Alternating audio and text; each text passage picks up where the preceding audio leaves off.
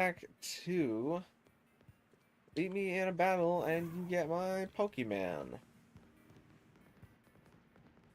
And today we were supposed to have Dondozo last chance raids. However, yesterday the weather was not so good in my area, so I could not be live.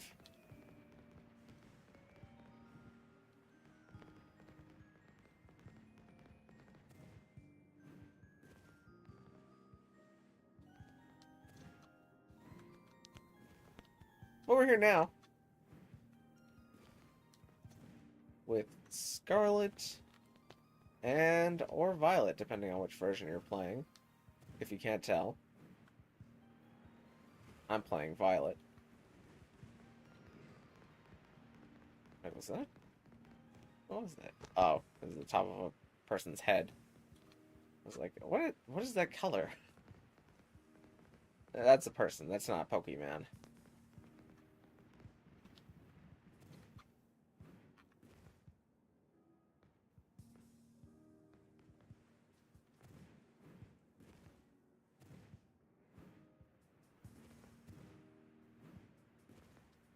But I'm gonna be chilling out, relaxing, acting all cool until somebody gets here. Currently, we don't have anybody. Actually, where's my phone? Let me go. I need my phone.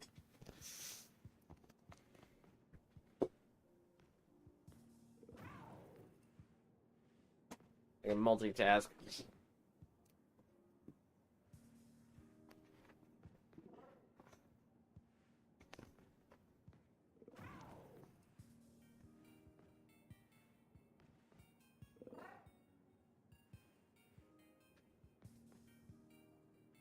I think this is the first stream. Well, technically,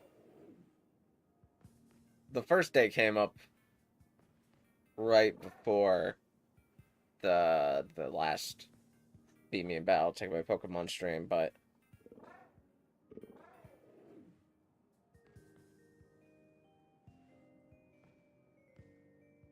we got the 128-day challenge going on, and I am all recorded for tomorrow's episode. Thankfully, I just have to edit it out now.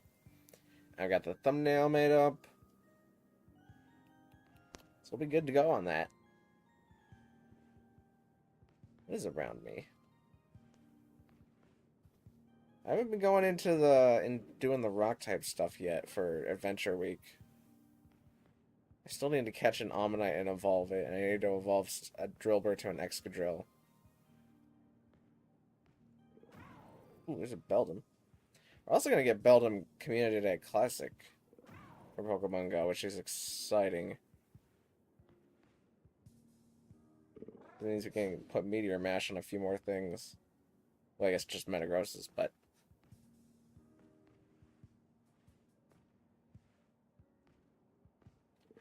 Ooh, another Aerodactyl. Let me just have the lobby up and running.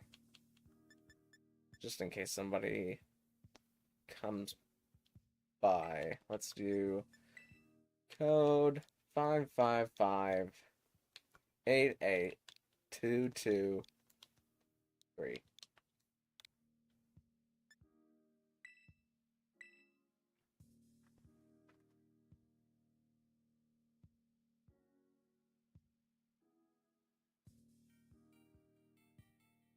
Ooh, I caught an Aerodactyl in one Pokeball.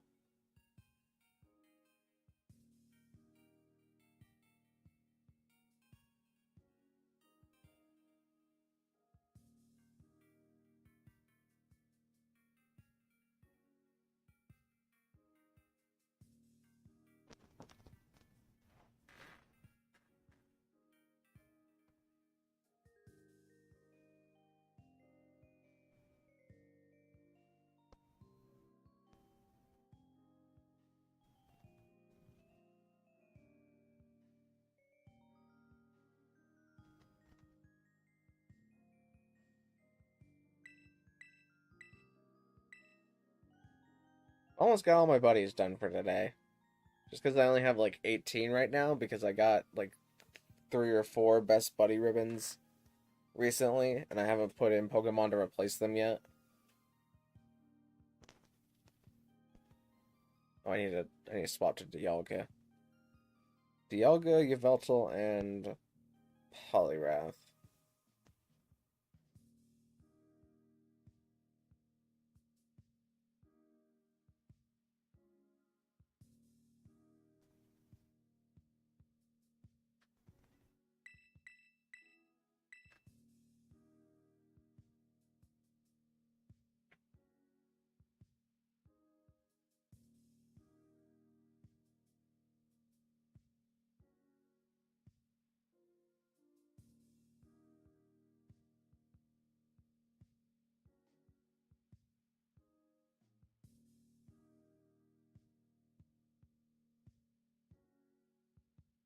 It must be a slow day. We're usually kicking by this time.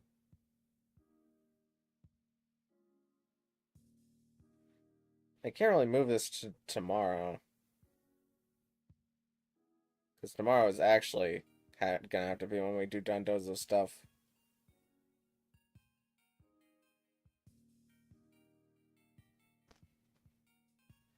I guess I could post this in like some actual competitive VGC channels.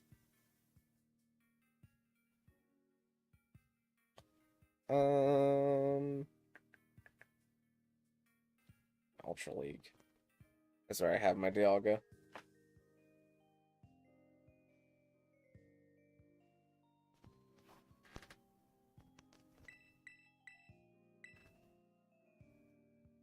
Oh, well, hello, prepare for trouble. I have to take a duty double. How you doing?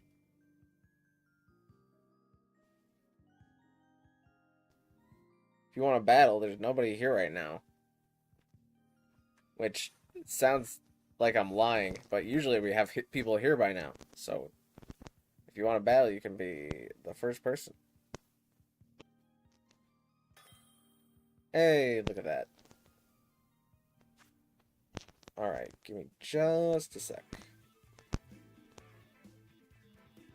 Sure to pick official format 1, or official rules 1, whatever it's called. Because that's the rules that we're using. Oh, it's actually up to me to decide the rules. Brilliant.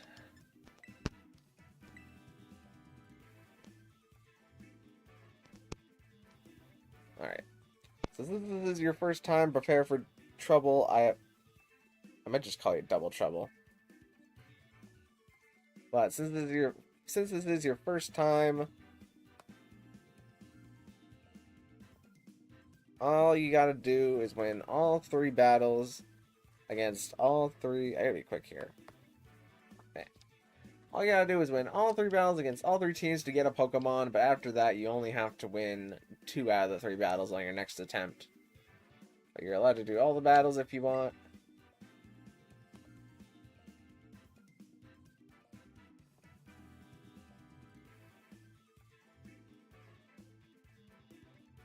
Is your name Dale? Yes, it is. Well, my in-game name.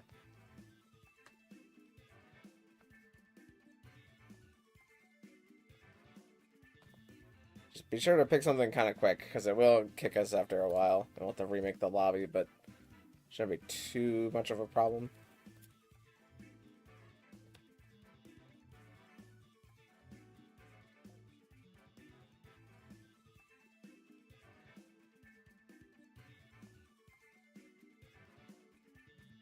Hey, alright, here we go. Oh, only 4 Pokemon.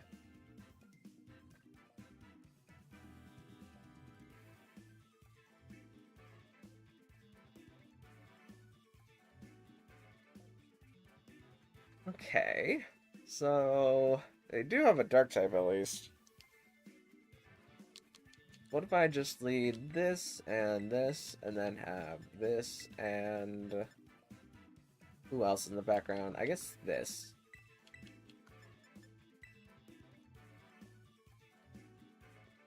A 4 versus 4? Yeah, I mean, I guess if your 4 Pokemon are good enough, then you don't need to worry about the other 2.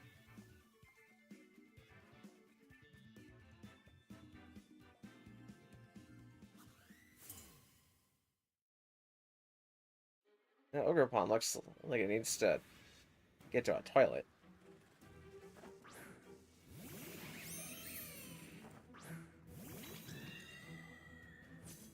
Alright, we've got Ambipom and Luxray on the field. Indeed, he's gonna get Psychic Surge, and I feel pretty fine.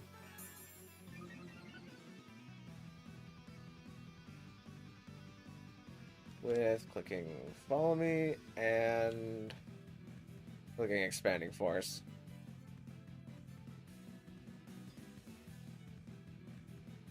Ambipom goes for Fake Out, but Hatterene is protected by Psychic Terrain. Once we get up to Follow Me. And Luxray does go for the Crunch into Indeedee, which does about half health. Hatterene gets off Expanding Force. And that KOs both.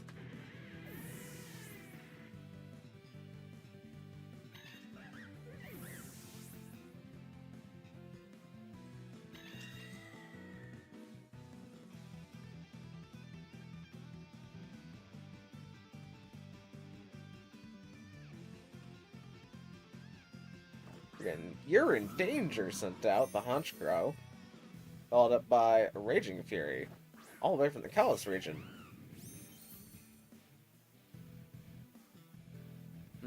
So do I think I don't really fear getting hit too much on Hatterene by one attack, so we're gonna go for the Dazzling Gleam. Deedee's gonna get Follow Me again. Renegade goes for the Fire Punch, and that does pick up KO into Indeedee. So what is Honchkrow going to do? He's going to Swagger Hatterene, but Hatterene's ability is Magic Bounce, so we bounce back the Swagger. Which is probably more helpful for them, since now they have attack on Honchkrow, since Honchkrow is a physical attacker. But, if I had to guess... yeah, Honchkrow's going to get knocked out by the Dazzling Gleam.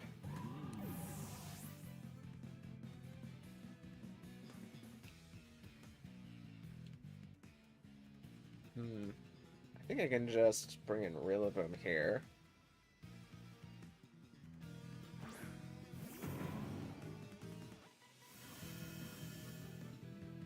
Rillaboom is going to activate Grassy Surge, and we're going to Fake Out and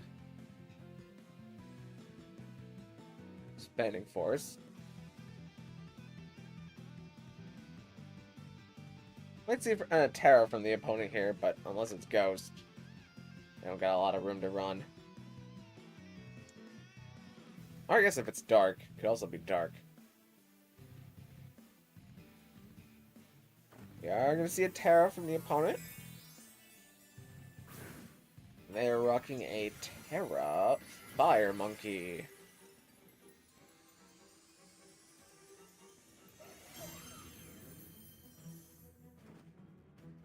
Rillaboom gets the Fake Out. Monkey gets faked out. And Hatterene finishes up the game.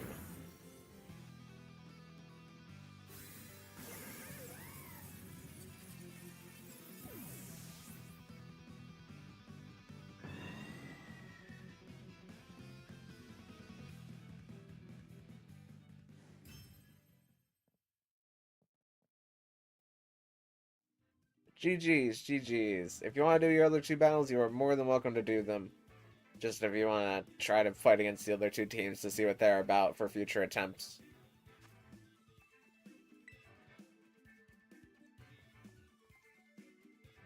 But unfortunately, you can't get any Pokemon in this attempt.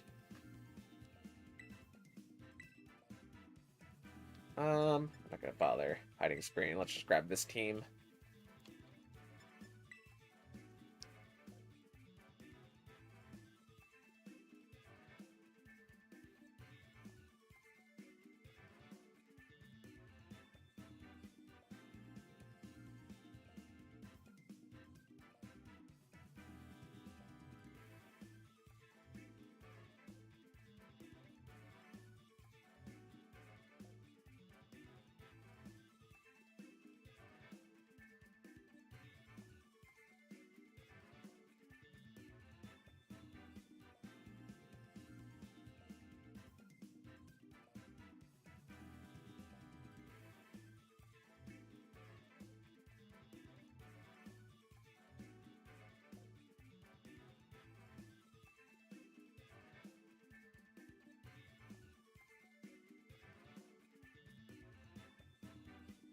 Be sure to pick kind of quickly, because it might time us out.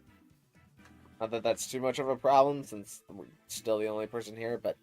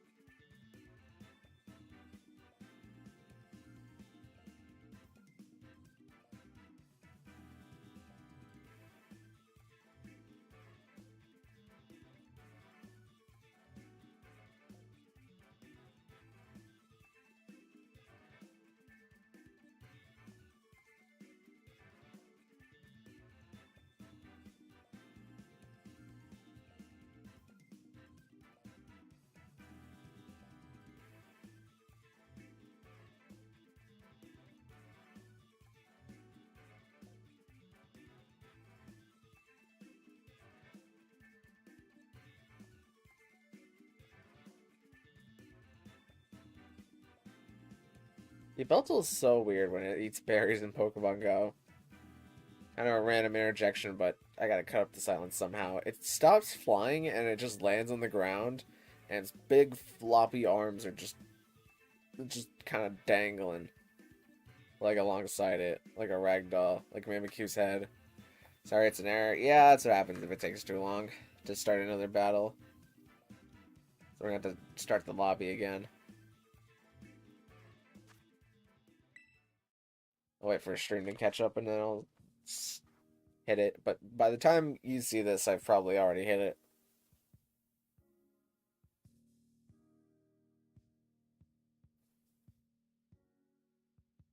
Hello, King Bob! How you doing? Thanks for coming out. We're currently on Prepare for Trouble. I have to take a duty double attempt, but we got disconnected. Okay. Let's try that again. Just be sure to pick your team kind of quickly, because it'll just kick us because it thinks that there's a problem.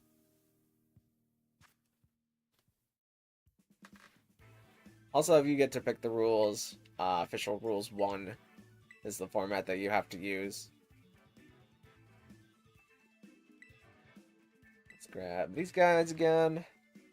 And a gal, actually. I never noticed that this Archaludon was a female.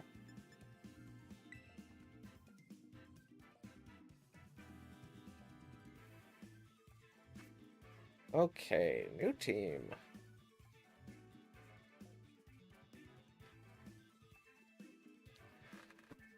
What do we have here? It's a Cinderace, a Ceruledge. We got Ursaring. Not Ursa, almost said Ursaluna. It's just Ursaring. We also have Heracross. Question today, what is your favorite Pokemon that Ash has owned? My favorite Pokemon that Ash has owned? Might be Heracross. I like Ash's Heracross a lot. Just a funny little guy. In terms of, like, cool factor, though, I think it's gotta be, like, Ash Greninja. Let's do Pelipper, Archaludon, and then let's have Grimmsnarl and Blastoise to shore up the game. You know what I meant? Are you saying that I interpreted your thing wrong?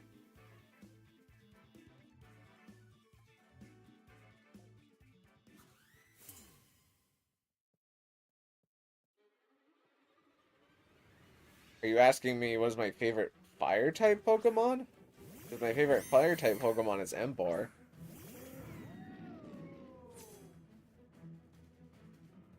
Okay, do fire type lead here. I'm not too threatened by Cinderace, I don't think, so I'm going to... Hang on, I'm not too threatened by Sterilage either. I'm going to Weather Ball in here, and then let's Electro Shot the Sterilage. Okay, we're going to see a Terrestrialization. Is Sterilage Terra Grass? Ah, it's Terra Grass.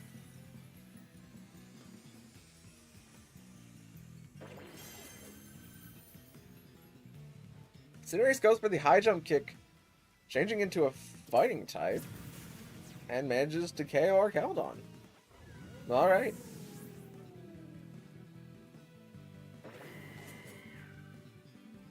Sterilage goes for Solar Blade.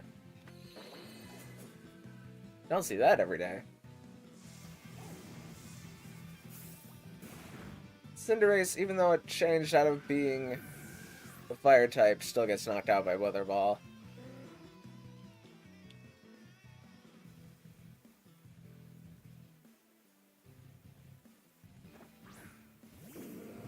Next we're going to see Ursaring hit the field. And I don't know what, they probably targeted into Pelipper, so I can afford to just protect here and Iron Defense with Blastoise.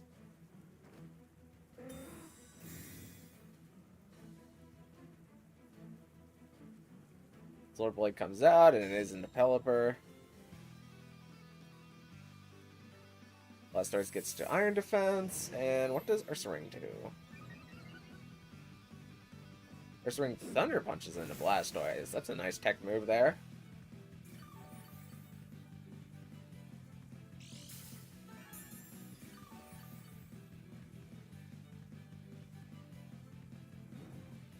Ursaluna gets its Flame Orb Guts activated. And here I think we can Hurricane and Body Press pretty effectively.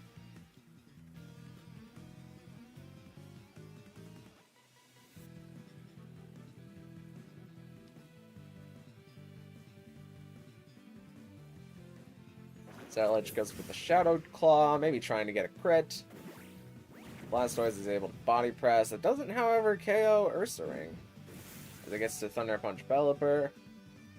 Getting a crit, but not a para. As I don't think the crit really mattered there. Pelipper gets off Hurricane. That does enough damage to Sterilage to knock it out.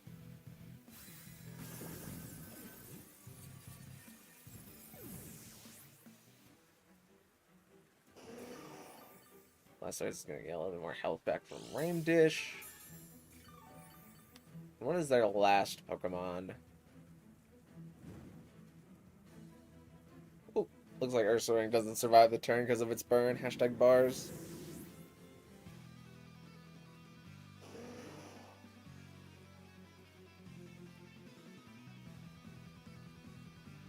Last it is Dragonite.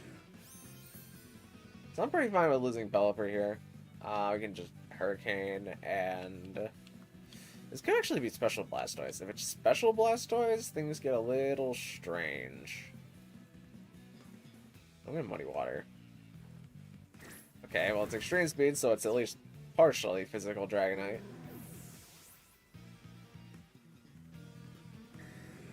Blastoise gets the Muddy Water, and I think that's Multi-Scale.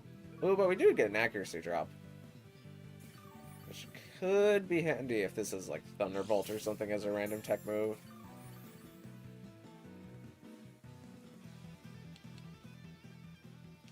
But I think our best thing is to hope it doesn't have a Steel or Poison type move, which I don't think Dragonite gets any Poison type moves, but it definitely gets Steel type moves.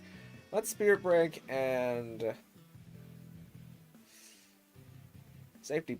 Nah, let's go for another Muddy Water. It's Hyper Beam.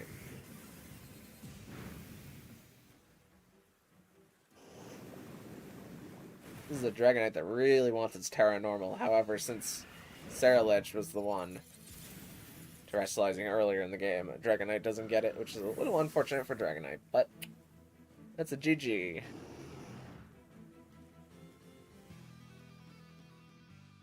Hello, Detonator Yeller. How you doing? Good to see you. Good to see you.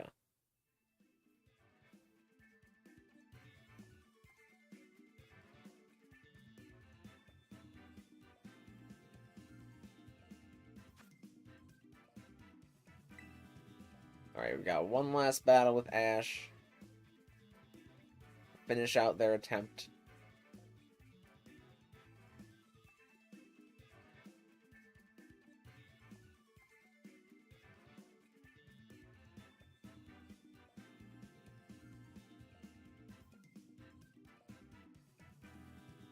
I think...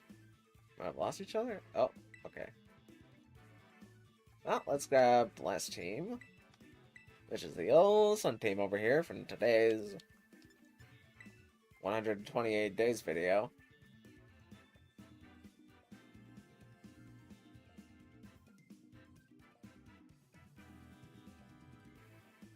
And we'll see what Ash brings.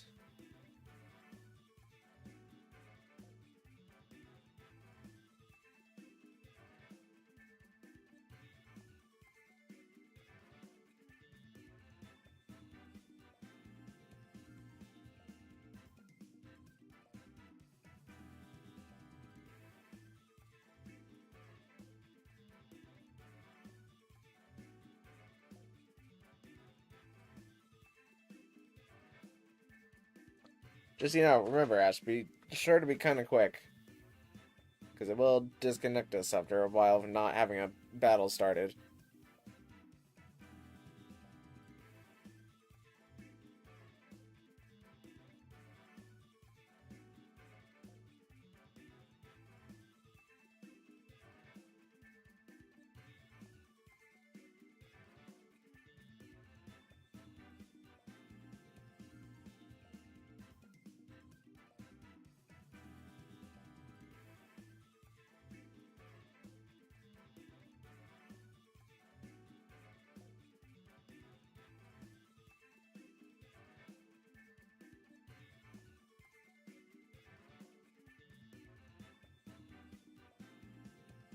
Just don't think too hard about it. Just grab 6 Pokemon.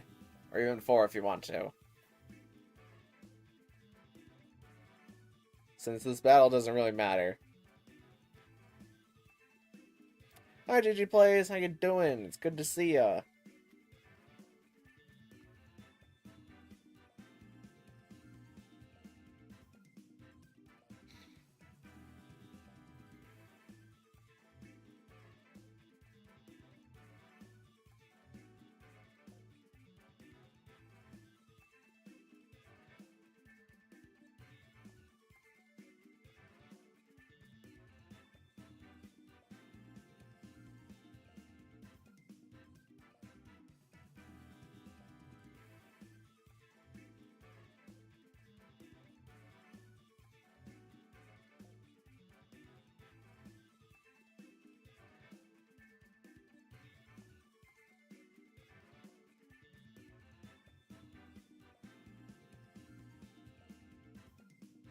I don't know how much longer we have until the game just decides to give us an error.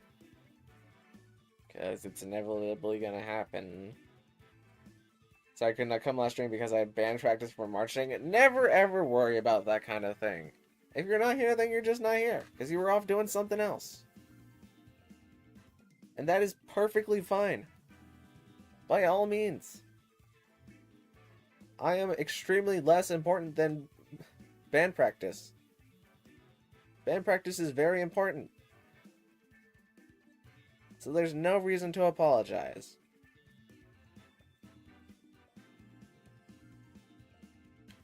Find a nickel every time I found a shiny on not even the right sandwich while I was putting my ground on in my team, and I ran into twice. I whipped 2 nickels, which is not much, but it's weird that it happened twice.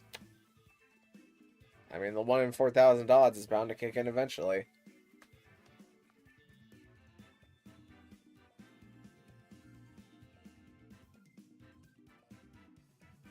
Oh, here we go. Alright, it seems to be the same idea as last time. Huh, so this time I think I'm gonna use Exeggutor and Torkoal and Indeedee and Fletcher main. And we'll go from there.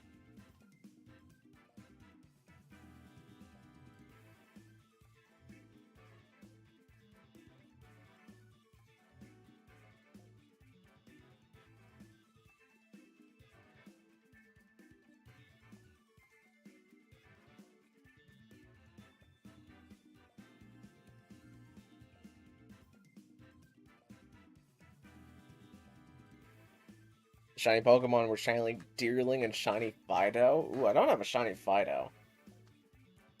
But I think that's a pretty good one, though. It, like, makes it a little bit more pink. That's pretty effective for fairy types, if they're not pink, to make them a little bit more pink.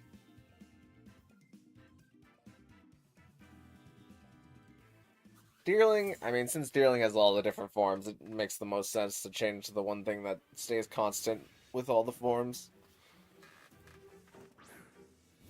Alright, we got Cinderace and Cloyster on the field.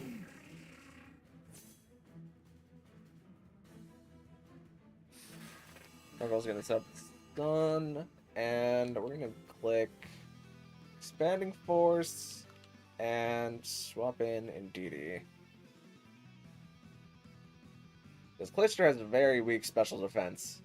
I think Cinderace should just be slower than Exeggutor unless they're like Choice Scarf.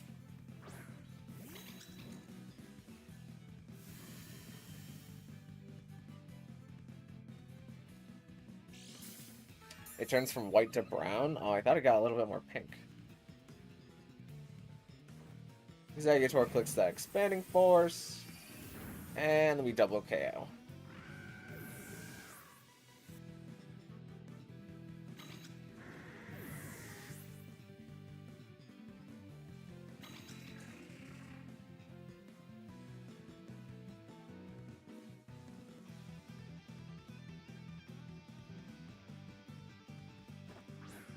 We got Ceruledge and Scizor. Hey, it is at least Scizor.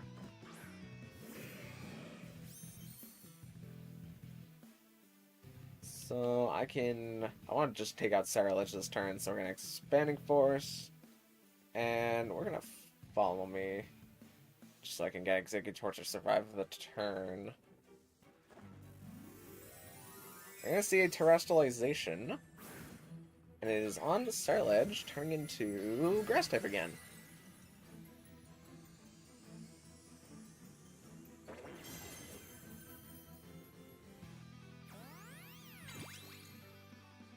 Indeed, he's going to take all the damage this turn, dealing good damage in the Scizor and good damage in the Ceruledge. Ceruledge actually gets to use Solar Blade immediately this turn. By the way, I need one Pokemon from my Pokedex, so you have Iron Boulder. I don't, unfortunately, have one of those on hand.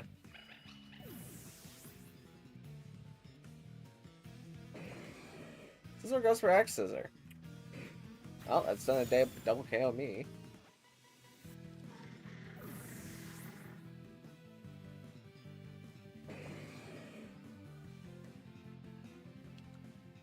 But with the mons that we have in the back, we should be more than good here.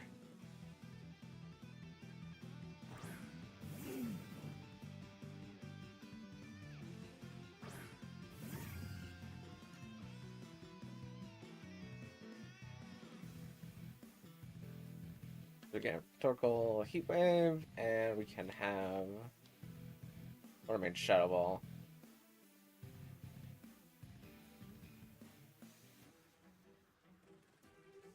And since Psychic Terrain is up, we don't fear Bullet Punch.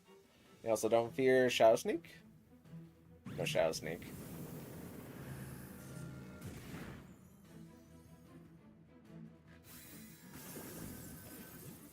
For like a week I've been trying to trade for one. Yeah, they're pretty hard to get.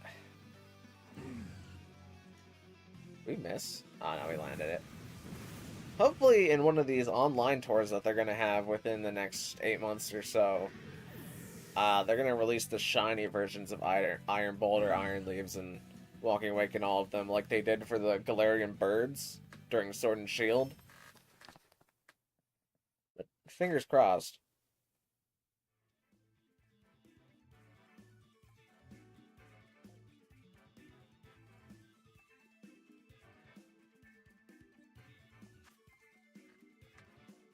Alright, well, GG's, Ash.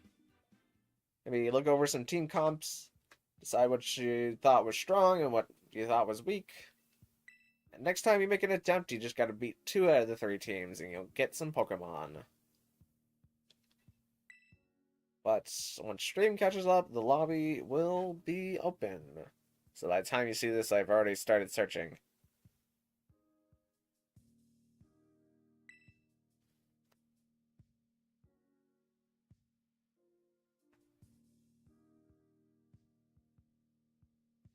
The one person I know with Violet and the DLC is my #1 enemy? Oh, that's rough.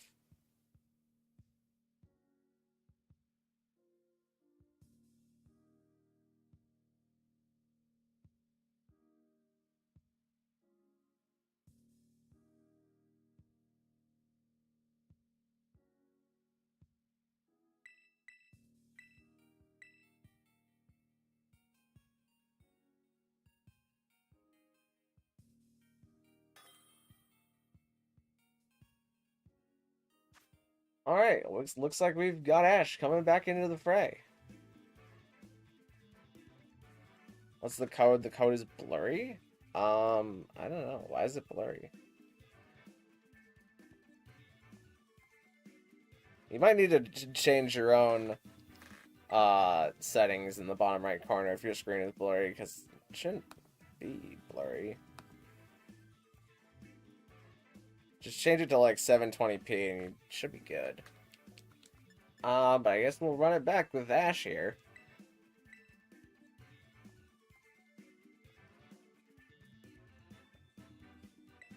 And you know what? Let's just do the same team that we did previously.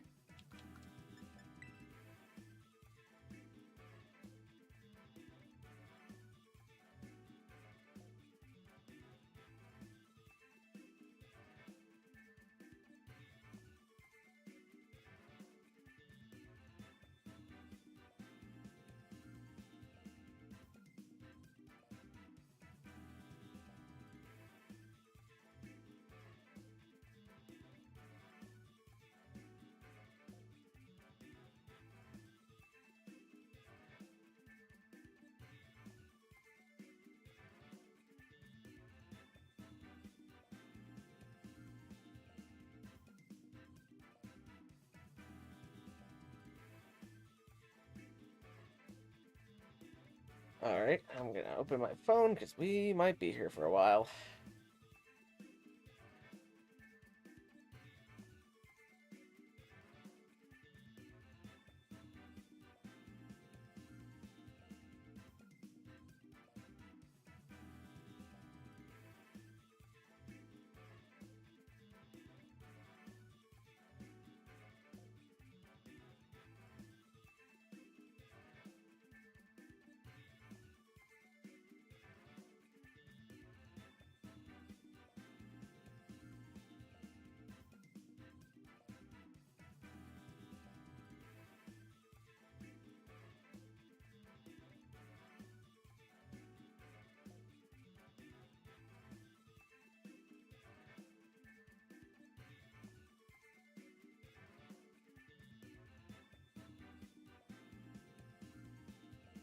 I need 23 more shiny Pokemon, and I will have every shiny with a Mega Evolution.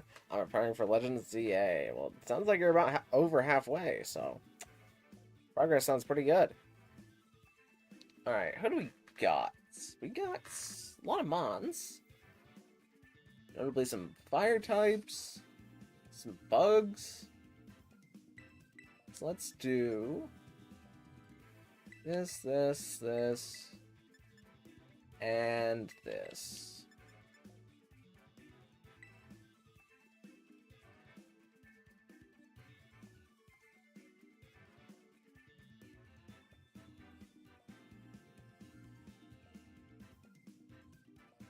I guess there are some...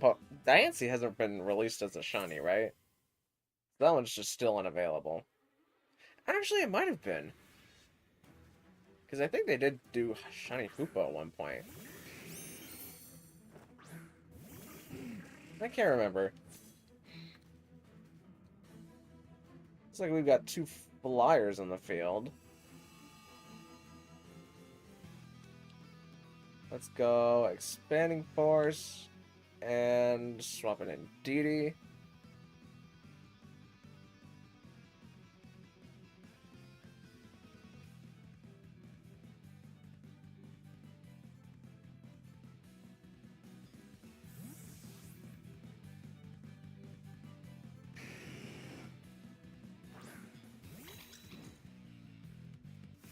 He's gonna get up our Psychic Surge.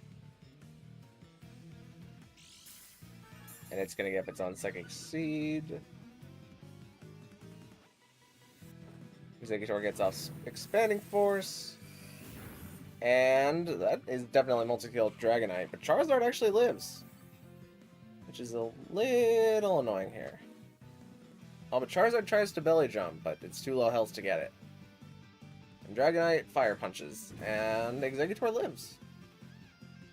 Charizard is hurt by Solar Power despite being a belly jump set. Okay. Let's just get Exeggutor to try and clear the field here. My second shiny and my first Mark shiny both have Megas. Well, that's pretty convenient. Got those ones out right away. If I had to guess, is one of them Sableye and the other one is Charizard, I guess? Is there a way to get... Oh yeah, I guess if Charmander's in the wild, then you can get marks on him. Throw some shots in the dark. We got Yanmega, which is traditionally very fast. We got Levani, who is another Chlorophyll user, actually. But let's see if they can break in DD, if I just follow me.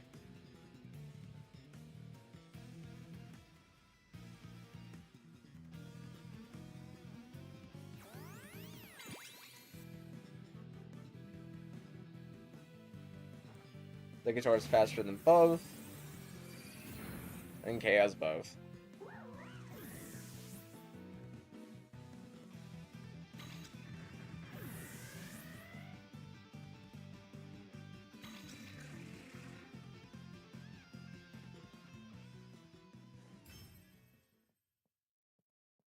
It was Heracross and Pidgey.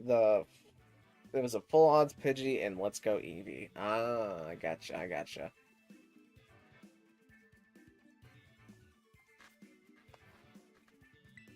Alright, Ash, you just gotta win the next 2 battles in order to get a couple of Pokemon. No pressure, no pressure. Let's shake things up a little bit, and I'm gonna grab this team.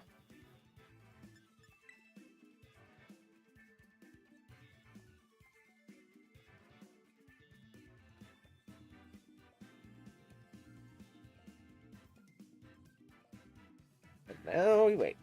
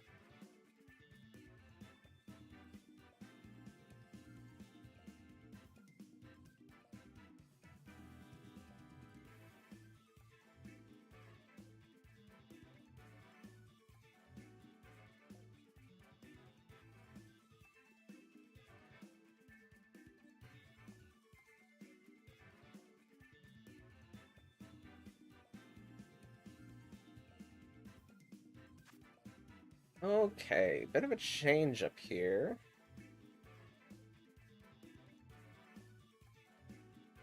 Just a sec, I need to battle my Poliwrath one more time. Let's try... I really don't think I fear leading with Indeedee Hatterene too much. And then let's have Primarina, and then let's have this Arcanine in the back.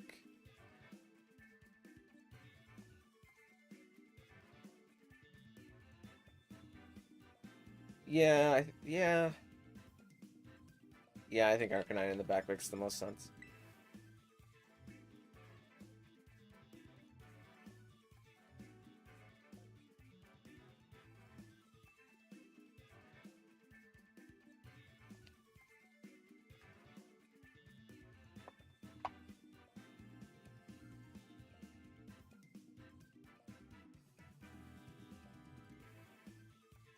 I realized something. Larvitar has a future or past form Mega form and is a pseudo-legendary, and so is Dino. Yeah, those two are definitely both pseudo-legendaries. It does. Larvitar has a future form in Iron Thorns. And then I mean, Mega Tyranitar kind of looks like a Paradox Tyranitar. Could be a Rock Dragon Tyranitar.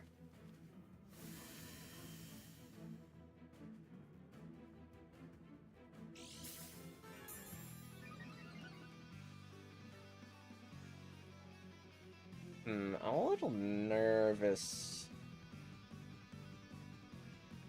I don't think Levani can Oko and DD. I really don't want it to. I'm gonna click Expanding Force and see what happens. Caesar tries to go for Fake Out, but we're protected by Psychic Terrain, which negates all forms of priority against grounded users. Indeed, goes for the Follow Me. Levani goes for the Fell Stinger, which actually, if Levani went for X-Scissor, definitely would have gotten the KO there. The Hatterene gets to go for the Expanding Force, and it picks up KO into both. They can both spawn in the Alfornata Cave. That is where the Paradoxes spawn.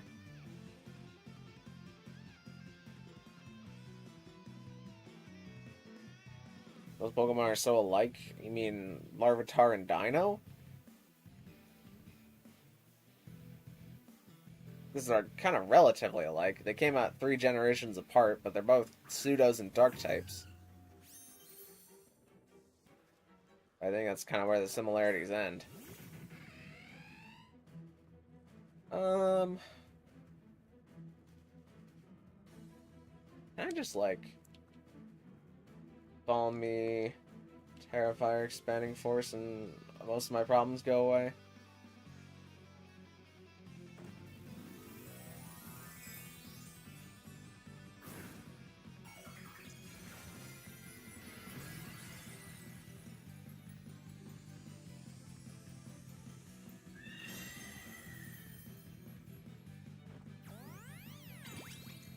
Who's faster? Probably the Fluttermane.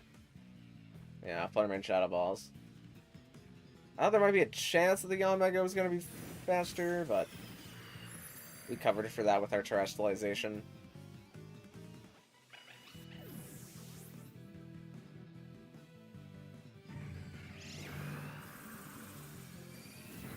That takes out the Yanmega and puts Fluttermane super low.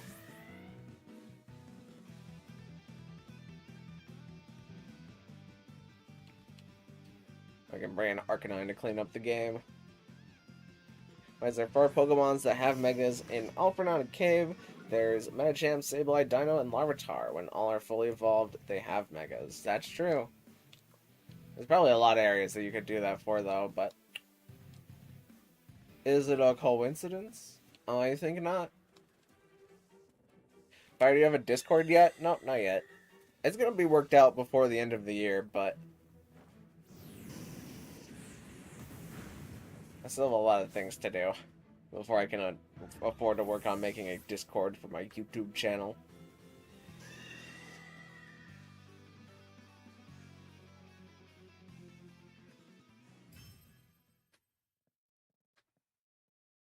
That area is where you get Groudon. Wait, is Alfornata Cave? Is that a place in Hoenn, I guess? I don't know the name of that place off the bat. Fortunately, Ash, that is your second loss, so you can't get a Pokemon in this attempt. However, you're more than welcome to do the last battle if you would like.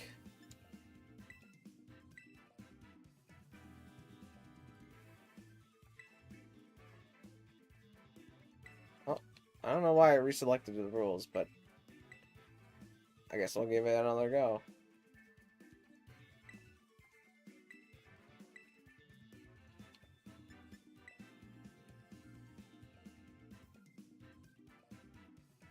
Alfornata Cave is in Paldea? Oh.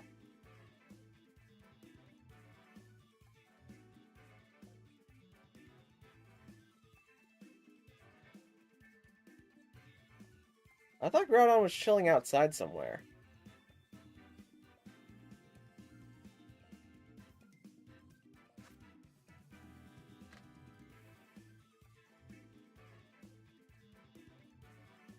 Hmm.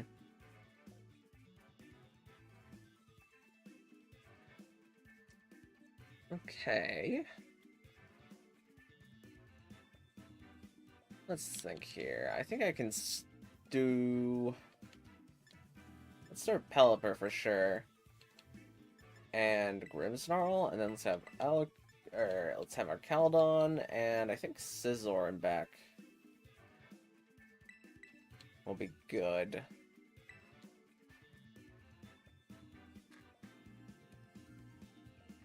Groudon has a Mega, it has a Primal, which is slightly different. You can have as many Primals as you want. They can only have one Mega Evolution per battle.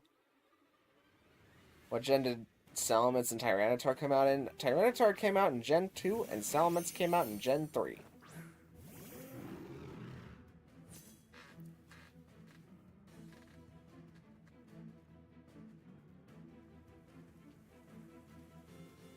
Alright, we might get a fake out here, so I'm going to protect and set up Reflect.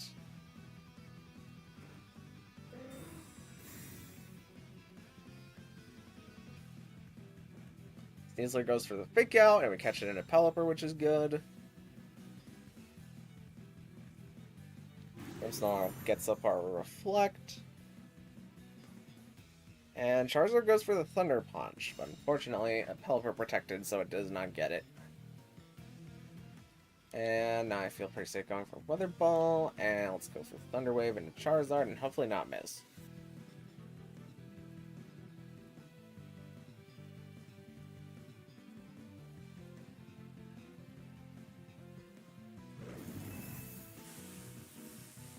Hi, Alex, how you doing?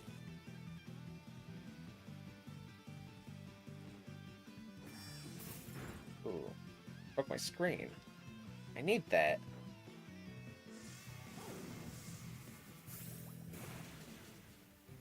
So we must have came out before Gens 3 and 2. No, that's... If you're trying to say it as a timeline, Gen 2 and Gen 3 just refers to in the real world when Pokemon come out. Roaring Moon and Iron Thorns have come out in this generation, which is Gen 9.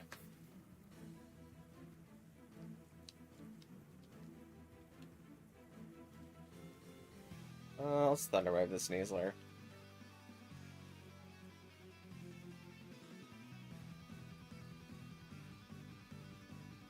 Ah, we missed the Thunder Wave.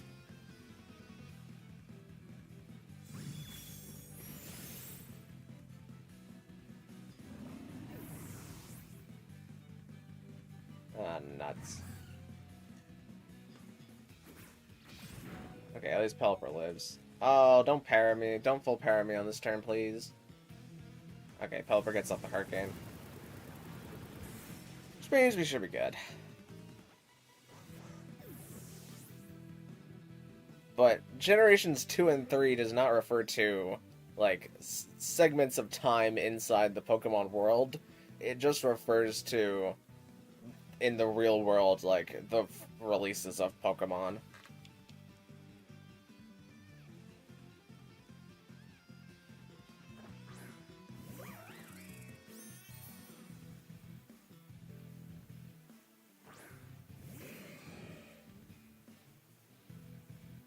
Wide Guard, the Dazzling Gleam here, hopefully, and let's Bullet Punch the Fluttermane.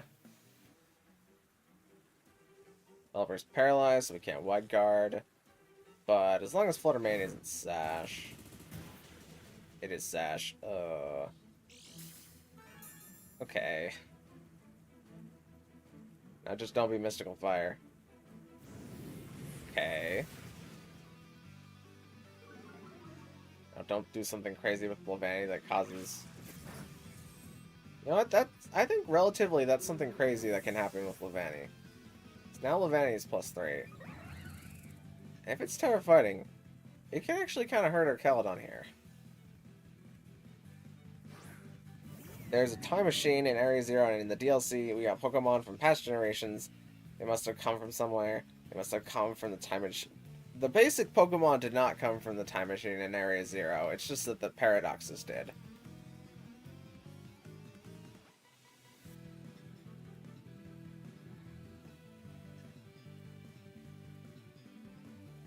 Pokemon like Salamence and Tyranitar just entered Area 0 naturally.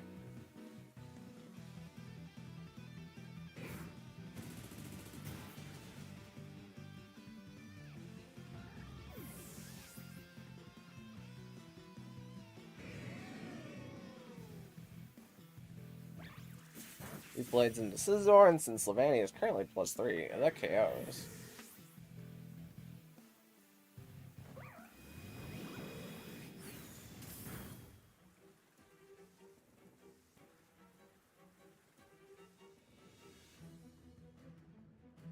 There's no way this Levani has a fighting type move. Can we go in the time machine too? No, unfortunately not. It's only for Pokemon and Pokeballs. Wait, what just hit one time?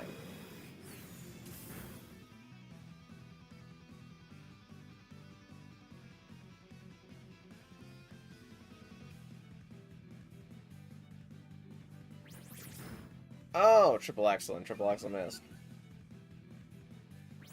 Well, if they crit the last triple axle here,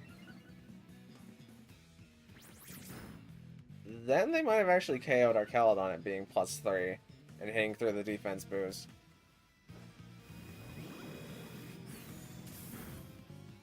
Hi Sua, how you doing?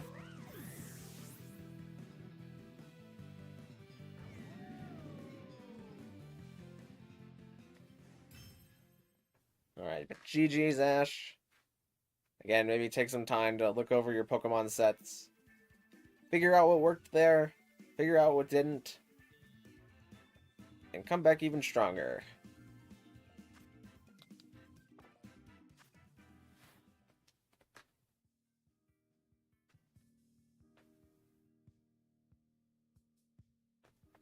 Alright. Lobby will be open once stream catches up here, so by the time you see this, I have already started searching.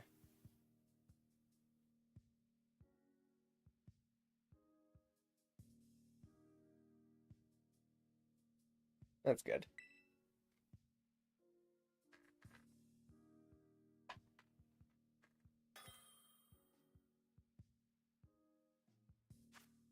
Ash, unfortunately, I'm gonna deny doing the triple back-to-back here. Because now that we have other people, we should let some other people go.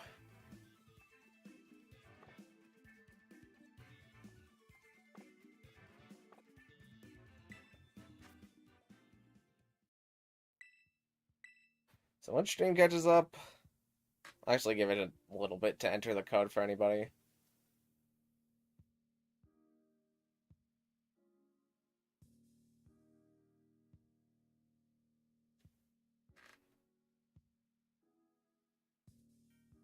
Fellstinger Levani set? I mean, Levani is a physical attacker, so if you can find a focus sash on something, it means that you can increase your attack by 3 stages, which is pretty important. Some Pokemon games and DLCs leaked out of the second part of the DLC are epilogues because the loyal 3 and Kitakami has emoji things around their necks. Well, yeah, Pecharunt was very much a very hinted thing for a very long time, but I don't think there's any games that have been hinted out of the DLC yet. Was that GG Plays? I'm pretty sure that was GG Plays.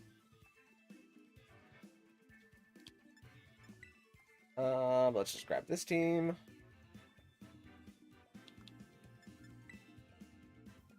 Yeah, alright. This is not GG Plays' first attempt, so they only have to win 2 matches in order to get 2 Pokemon.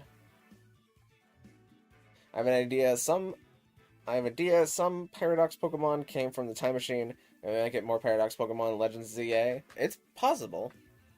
I wouldn't say it's extremely likely, since I think they want to focus on new Mega Evolutions. But I think it's possible at some point in the future we'll get new Paradox Pokemon.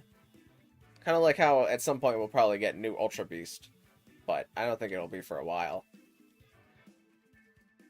Oh, what do we got here? What a bunch of guys. A lot of guys indeed. How do I beat these guys? Beat these guys up. I think we're going to start Grimmsnarl and Arcaldon. And then let's have Pelipper and Blastoise in the back.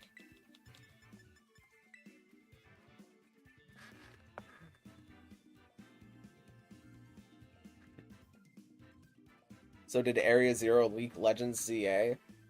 No.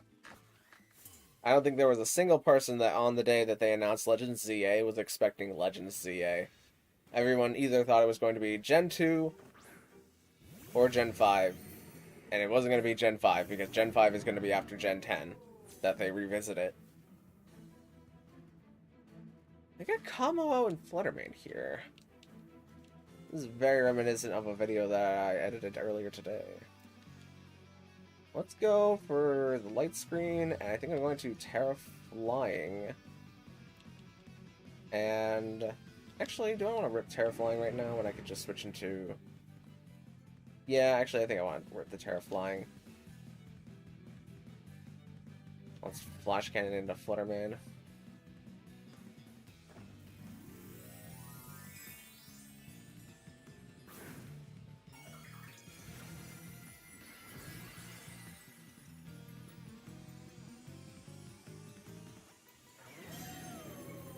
And the Indigo Disc Academy is in Unova, so it's the Indigo Disc, the next part of Unova.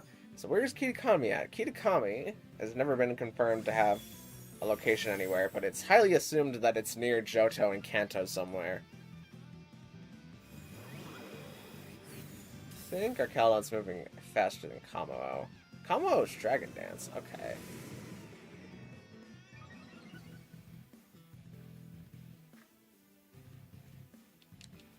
I'm gonna go Spirit Break and...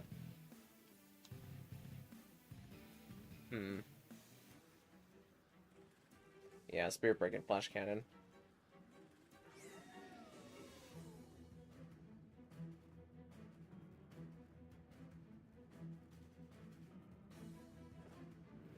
Ah, Fluttermane's gonna perish long before it leaves.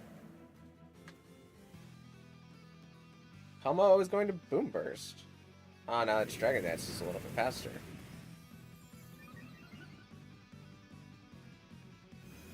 Too bad Boom Burst doesn't get benefited by your increase in attack, though.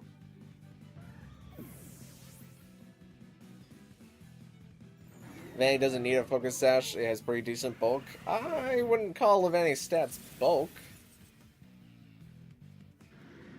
I think a Focus Sash is warranted, but it doesn't have to be the only thing you have to run.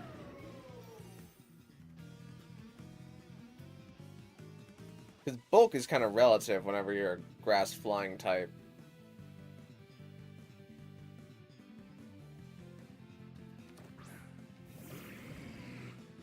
Next we're going to see Goodra, and we're going to see Goodra. One of these things is not like the other. I think on based when they entered, this one has to be the Zoroark, which means I can't actually Thunder Wave it. Let me Thunder Wave this one and Body Press it. This Goodra has Protect. So what about the other Goodra?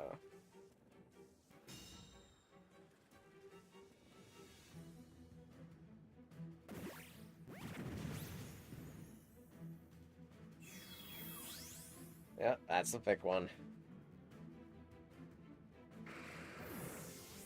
I was hoping for Gen 6 or 7 because I love those generations. Well, we got Gen 6. So your wish was granted. I think it's going to be fun, though.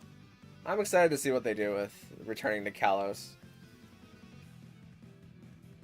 Let's get the Gudra, and let's get Body Press.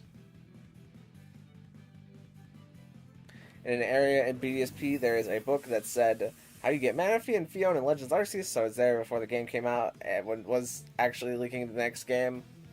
Well, whenever BDSP came out, Legends Arceus released 3 months later, and we already really knew about Legends Arceus 6 months before BDSP.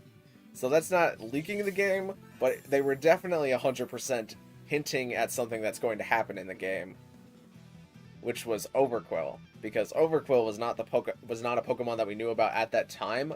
However, the book mentions that you need a Quillfish with long quills in order to get Manaphy, which was interpreted as a Quillfish evolution, which is something that we got. We got Overquill. Let's swap out our Caledon, because I don't want our Caledon to get Parasonged.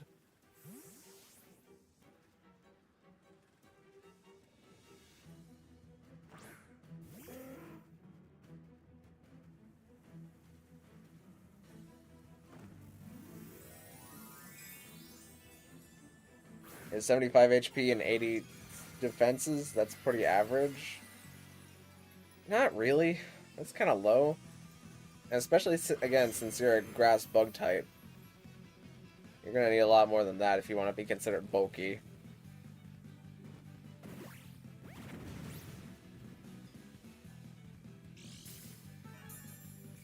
Or at least have decent bulk.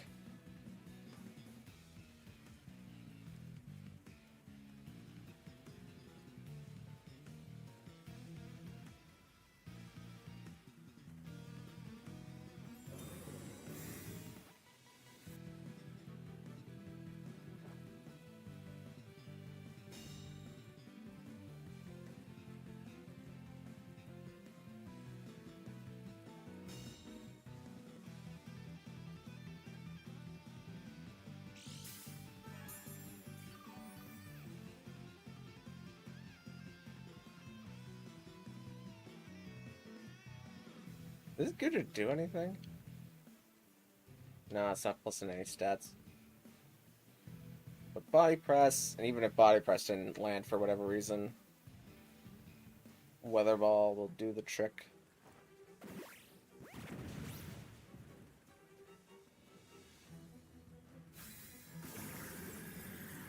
GG's, GG's. What's the suited legendary in Gen 6? You're looking at it. It's Gudra.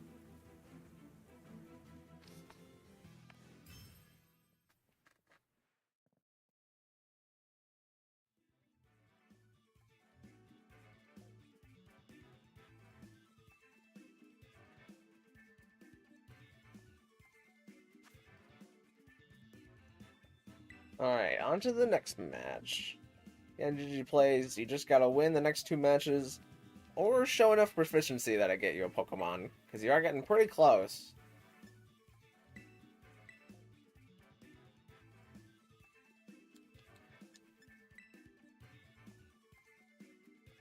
I just need to see a little bit more. If you win either one of these games convincingly enough, I think that'll be enough to get you a Pokemon.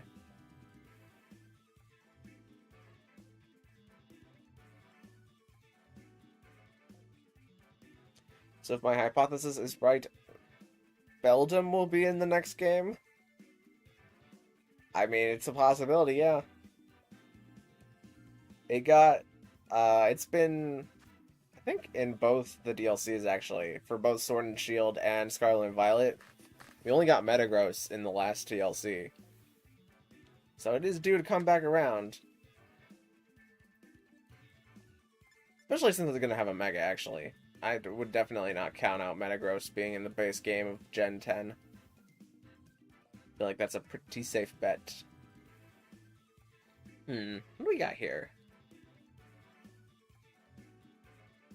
Let's do Exeggutor, Torkoal, and then have Indeedee, and then in the back we're gonna have Letterman.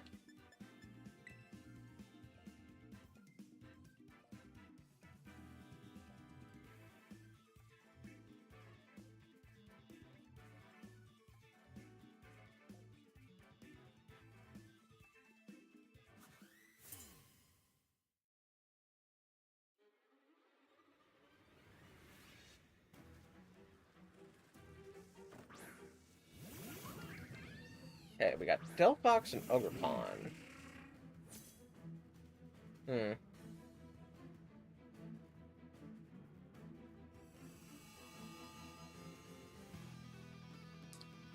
I'm going to take a gamble here that I think Ogerpon is going to protect. I'm going to Terra Rock, Terra Blast, and Helping Hand into Exeggutor.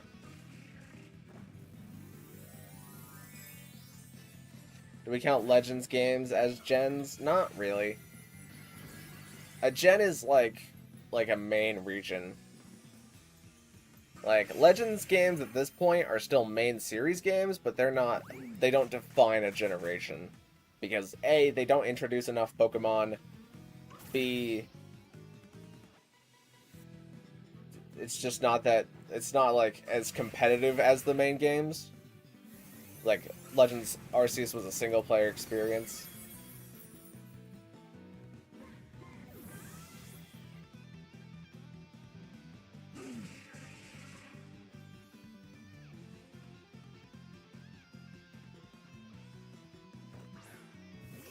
Bonus dying, but it's okay. I hope it's gonna be okay. Oh wait, actually, you know what? I'm not gonna say the play that I think my opponent should do, but they have a very easy counter to my play here. I think they're actually gonna be able to find it pretty easily.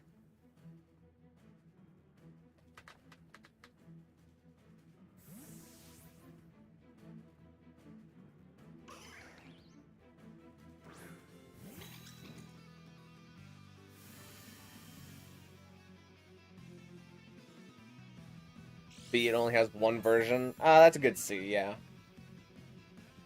Only one version. Unfortunately, I would have liked to see my opponent terrestrialize Ogerpon, because then they probably would have been faster than Exeggutor. With the inherent speed boost.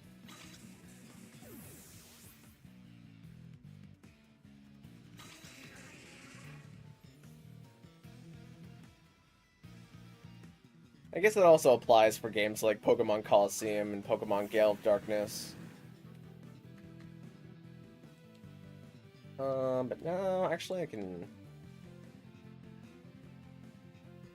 No, actually I should Expanding Force because it's stronger.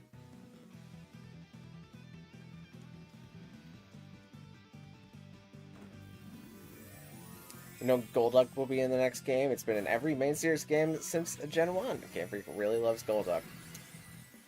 I mean, Golduck is a pretty good Pokemon, to be fair. Can't complain about Golduck. The only thing I would complain about with Golduck is that we haven't had Golduck be revisited at all. Like, we need a regional variant for Golduck. Or Mega. Or an evolution, just flat out. Give me... If Golduck looks like Psyduck and Psyduck looks like Golduck, then we need Gold Psyduck, who is not gold or psychic at all, and it's just a duck. Ooh, or maybe a Psyduck split evolution. That could be neat.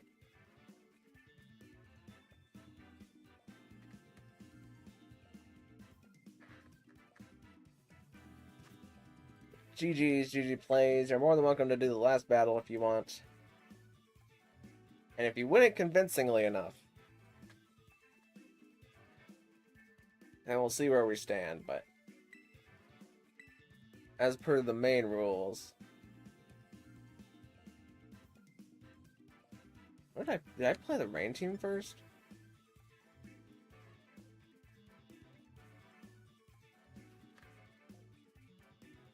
I'm getting lost in the sauce, hold on. Did we only do the sun team so far? No, I played the rain team. I was right.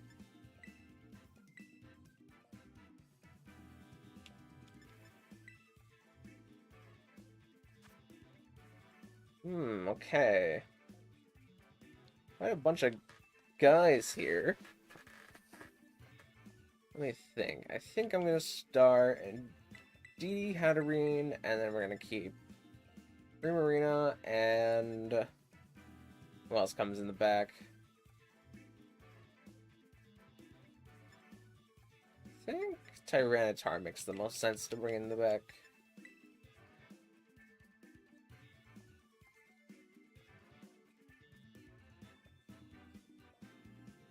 I would say original form would be cool. It would be nice. It seems like the easiest way to revisit Golduck, but who knows? Who knows?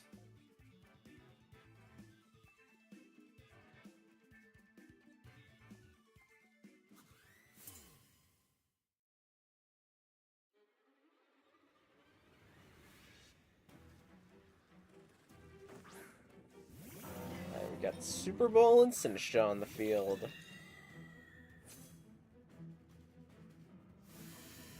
We have Psychic Terrain.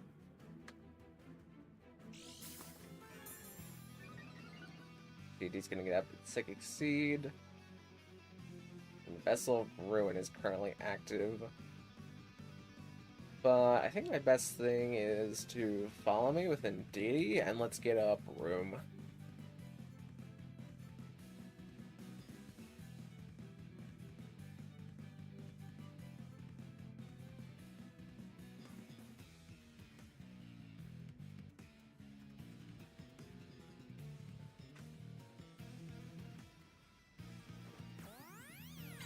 He's going to redirect all the single target attacks this turn. Sinistra goes for Hex, but unfortunately that doesn't affect Indeedee.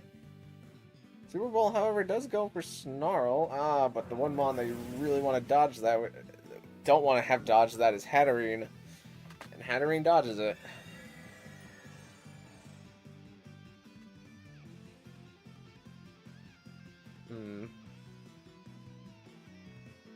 This time I think I'm going to follow me, and then I get out Dazzling Gleam. See how much damage we do.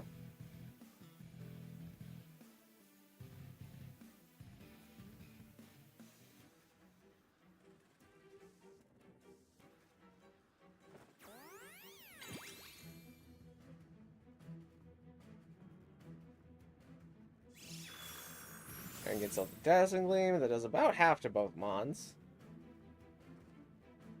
Super Bowl goes for Ruination. Brings Indeedee down to about half. And Sinistra goes for Hex again.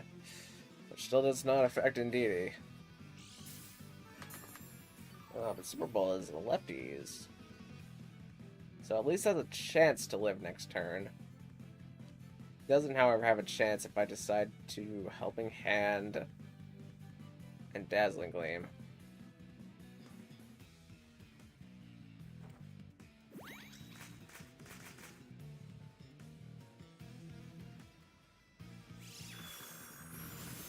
That's gonna KO both.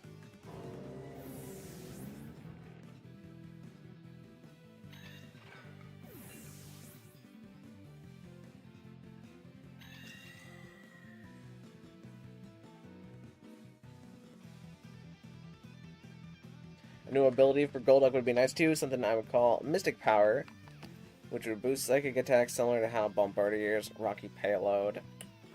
Yeah, it could be neat. I like Swift Swim a lot though. I think that's still the main ability that I would run on Golduck. And I'm going to take this turn to Helping Hand and Expanding Force.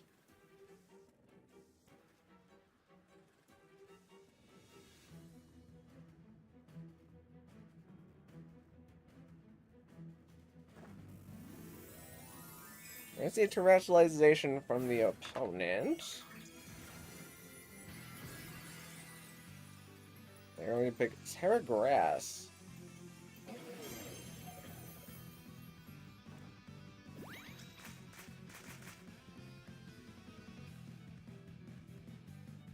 Iron Hand tries to go for Fake Out, but unfortunately we're on Psychic Terrain, which makes that not work. As Iron Hands lives the attack because it's terrestrialized, but Rotom is going to be taken out by it.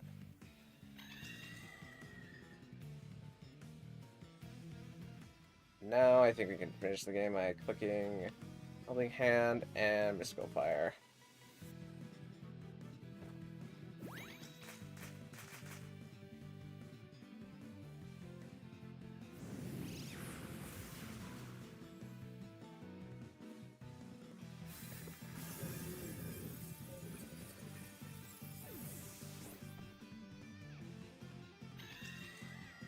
GG.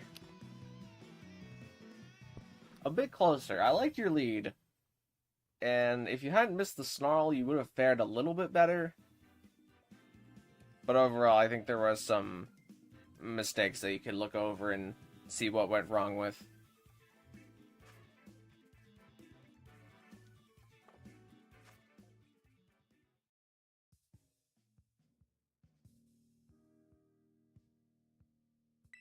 But you're very close, GG Plays. Very close.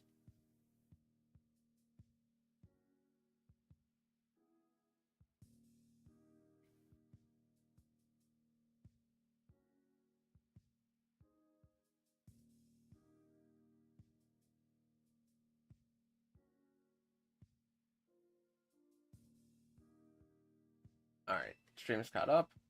So now I'm searching.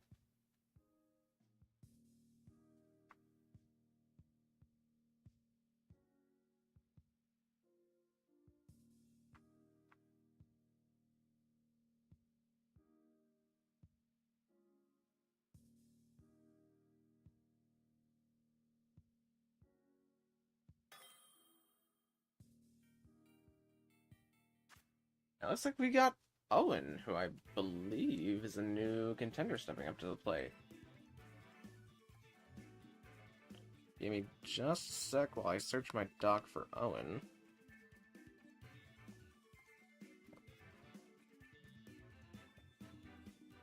Nope, this is the first time we have an Owen. Does Owen perhaps have a chat name that I can link them to? Goodness, it gave me picking the rules. That does speed things up a little bit. I'm gonna hide screen for this one. And let's do this one.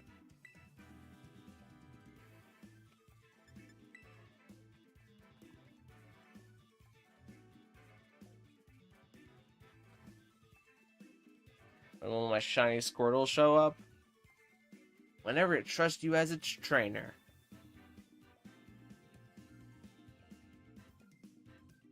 Or I guess after you eat a sandwich. It's kind of relative.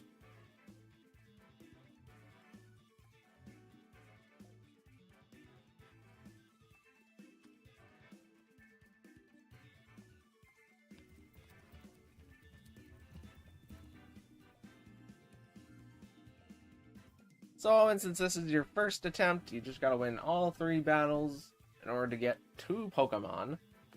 But if you don't get all 3 battles in this attempt, don't worry about it, because on your next attempt, you only have to win 2 out of the 3 battles. So it becomes easier. So it's more than worthwhile to finish out your attempts, even if you do lose the first or second battle. Just be sure to pick a team semi-quickly, because it will kick us in the lobby eventually.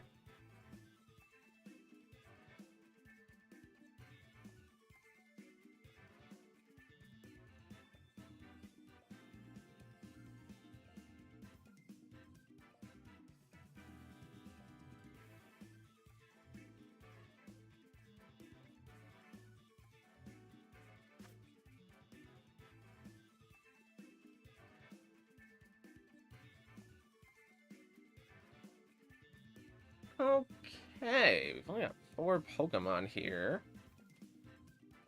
but they are quite the random bunch here. I'm not exactly sure how I want to attack this, as it would be easier if Pelipper could outspeed things, but Pelipper probably doesn't outspeed much here. So I think I'm going to start Scizor or Caledon and have Basculegion Swift Swim. I really don't want it last respecting me at the end. I'm gonna bring Grimmsnarl and I think Raichu in the back. And then we'll see how this goes. It's been over 15 minutes and Squirrel's not showing up, and I have the Shiny Charm and a sandwich on. Well, back in my day, it used to take entire days to get a shiny Pokemon. But nah, it just means that your RNG is a little down right now.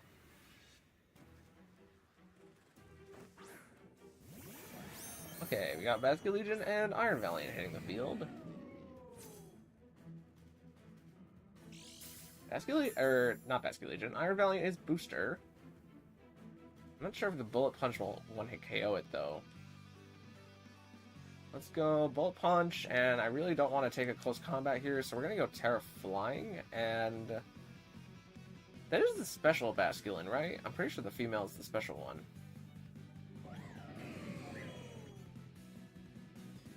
It could Terra Flying and Electroshot the Basculegion. Then again, I should probably just make sure the Iron Valiant dies, because that's like one of the real threats.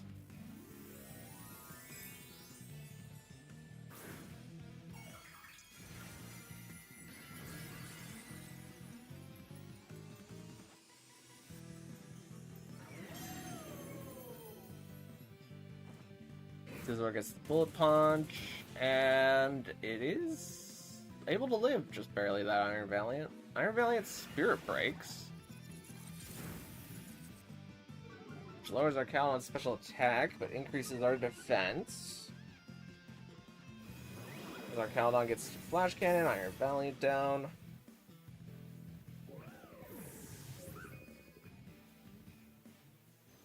And, okay, it is Special Basculegion. Zor takes some notable damage there.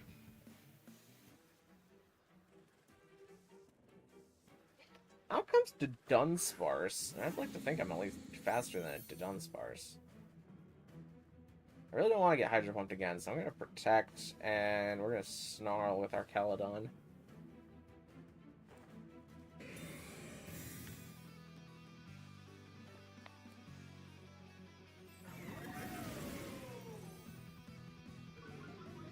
Special Tech Drop.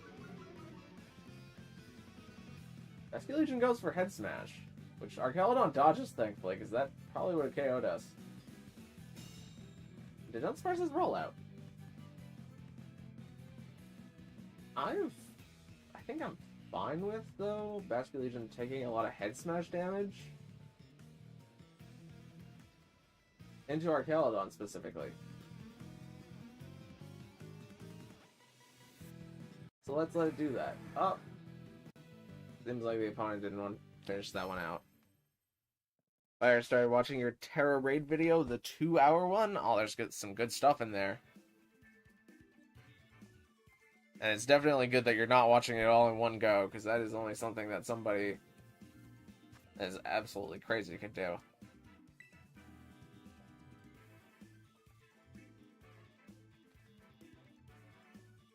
Ah, seems like Owen decided to give up. Well, that might be our new shortest attempt. I don't even know if I can call that an attempt, but for the sake of making it easier for Owen the next time that they battle, we'll call that an attempt. So, Owen, if you're still watching, you just gotta win 2 out of the 3 battles next time.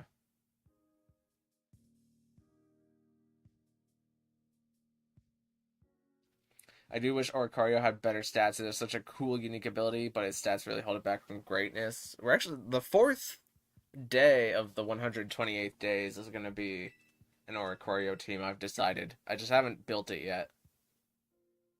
Because right now we got Volcarona, we have Volcarona with Fiery Dance and Quiver Dance, we have Hisui and Lilligant with Victory Dance and Petal Dance. We got Quaquaval with, I guess, Swords Dance and Aqua Step. There's like more Dance Mons than ever. So DDR might be viable in Regulation H. It's just going to be kind of a hard sell. Alright, we got GG Plays coming back to the field.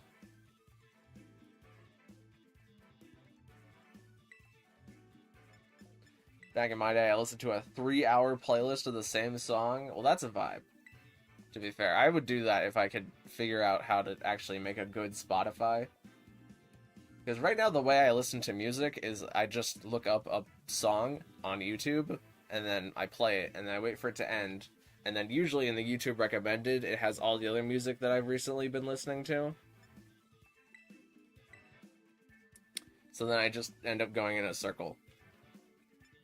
But I need to make like a Spotify at some point, so that way like things leave the YouTube circle like very easily. And I don't want to ever forget them, but I'm always too lazy to actually make like a Spotify account or anything.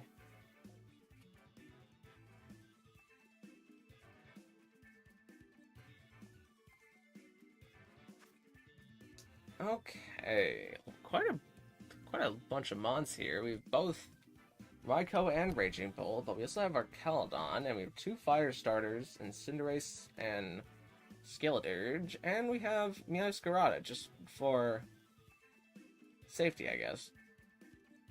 I don't think there's really much to stop me, though, from just going... actually, I guess Meowscarada can stop me. Let's do this and see how this works out. Oh, also our Caledon. Actually, I didn't prep for our Caledon very much here.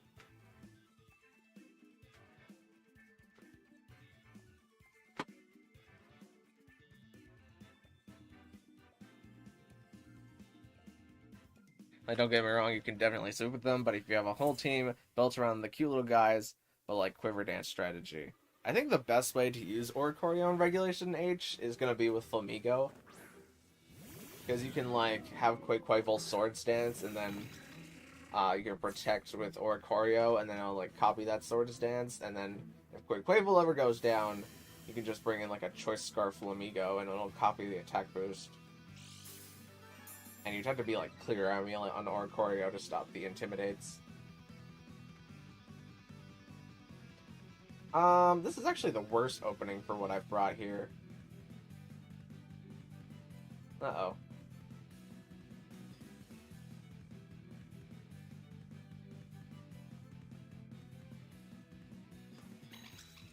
I think I have to let Indeedee go down here.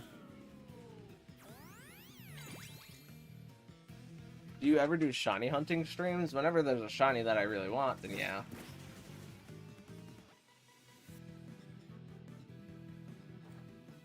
Executor misses the Sleep Powder. This is not great. I did a bunch of Pokemon Legends Arceus shiny hunting streams, and then I got all the shinies that I pretty much wanted out of Pokemon Legends Arceus, and it just got kind of boring. This is real bad. They electroshotted though? Can I just like Terra Rock, Terra Blast, and... Wait, no, but then I become neutral too.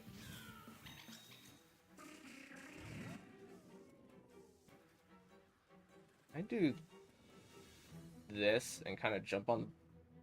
What's the odds of me missing the Sleep Powder again?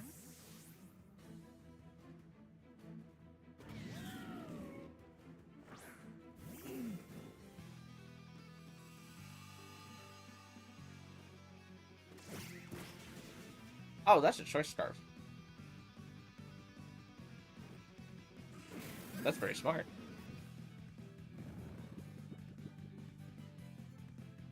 But now at least our Caledon is asleep.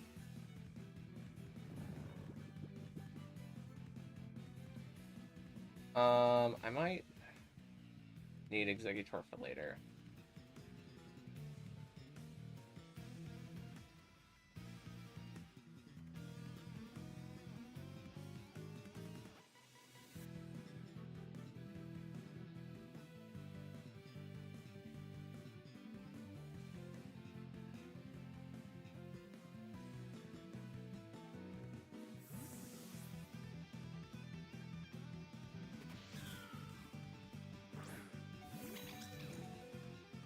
Indeedee, unfortunately, is going to get the sack here.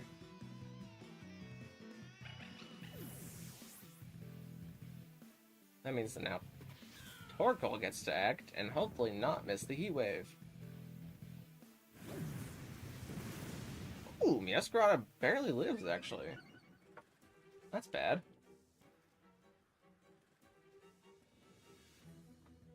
Now I really need to hope that Fluttermane's gonna have the photosynthesis, so it's faster than everything else in the field. I really need to hope that this Dazzling Gleam KOs both, because then we're back in the game.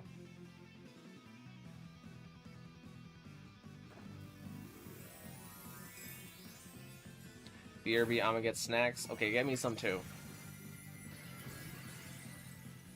And DD is a Pokemon I wanted to really like. It can do a lot of damage, especially female form Psychic Terrain, but its physical defense is not good at all. Yeah, that's the one downside to DD.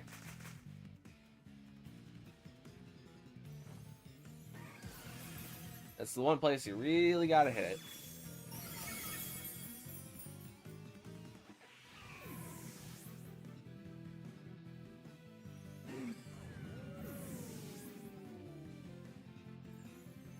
Okay, we get the double KO, but now we've wasted our Terra Fairy part of Stellar Terra. We at least have Shadow Ball left, or like Skeletor's or something. Here's Cinderace, and here's Skeletor. Okay, so if I don't want to lose, I have 2 more turns of Sun. I think what I have to do is Shadow Ball into Skeletor and Earth Power into...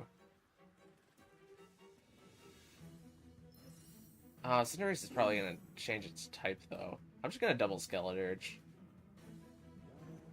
That way, even if it changes, if it terrestrializes into, like, fire or something.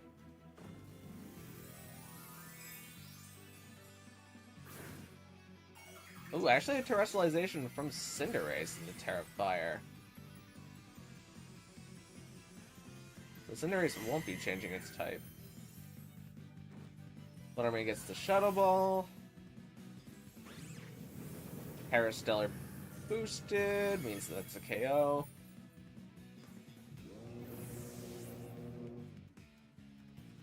I got Wafers? I can do with Wafers.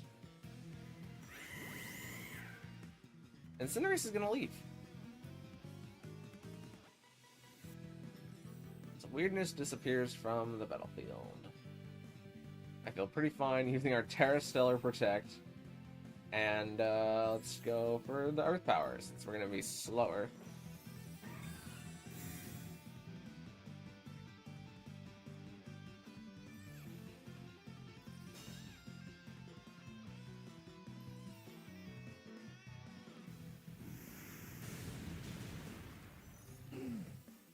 Our sunlight fades, so Fluttermane is now a little bit slower, but we should still be faster than Cinderace. We can click the direct damage Shadow Ball and go for Helping Hand.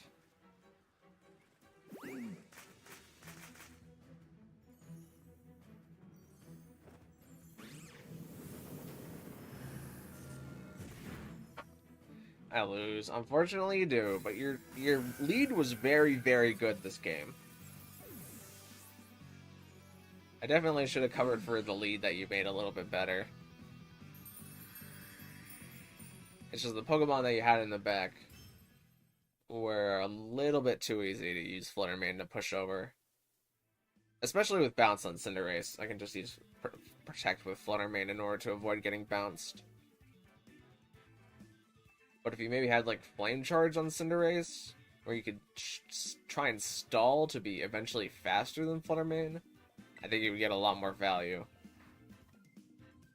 Because then you can break Fluttermane's Sash and be faster than it outside of Sun. Let's grab the old Rain Team here.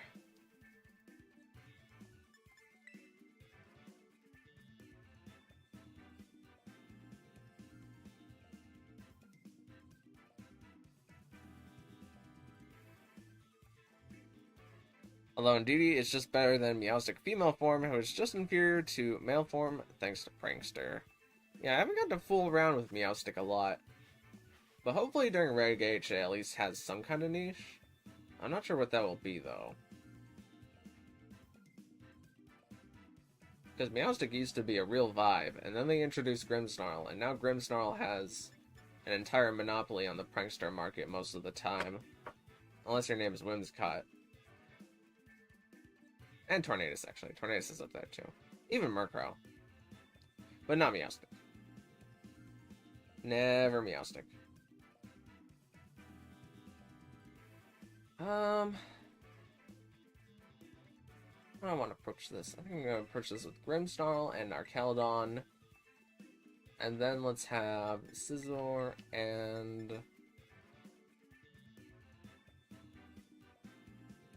Pelipper back.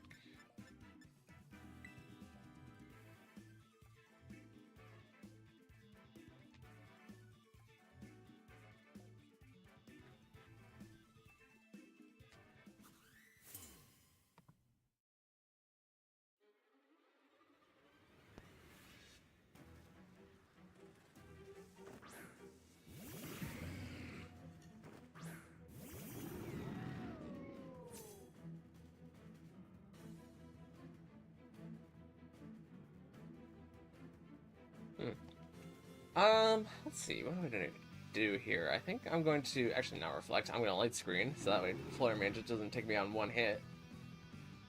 And let's get off a Flash Cannon into Fluttermane.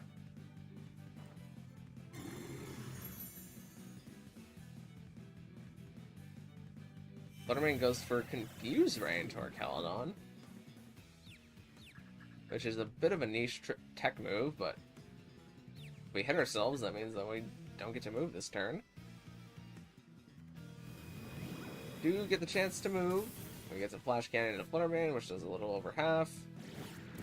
And Goodra goes for the knockoff into Grimmsnarl, which knocks off its Light Clay, so it can't sit up Reflect for as long. But I feel pretty comfortable Spirit Breaking, and actually,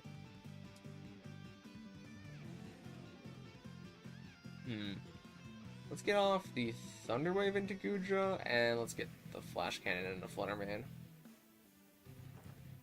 We missed the Thunder Wave on Goodra, which is good for the opponent.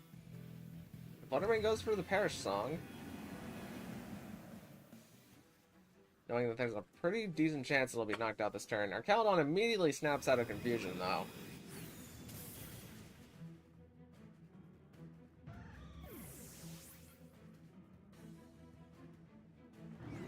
Goodra goes for the knockoff into Archaludon, which gives us a defense boost, but it takes off our Assault Vest. So now we're not as special tanky.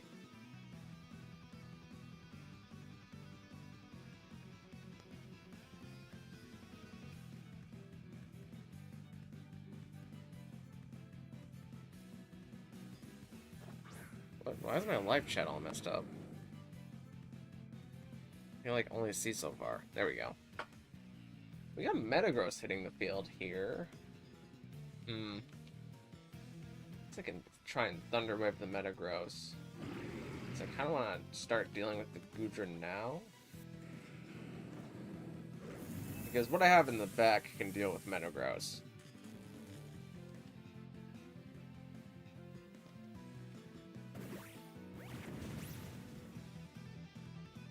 Body Press. Ah, because of KO into Zoroark. That would explain why Goodra was going for knockoff.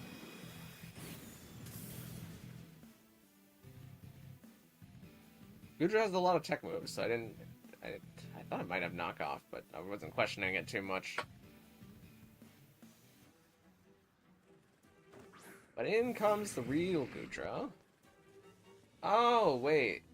Did it say before that Thunder Wave didn't affect Goodra, and not that it missed Goodra?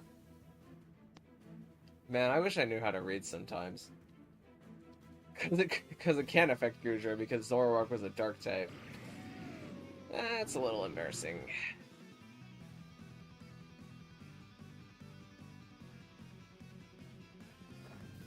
We're gonna see an opponent Terrestrialization.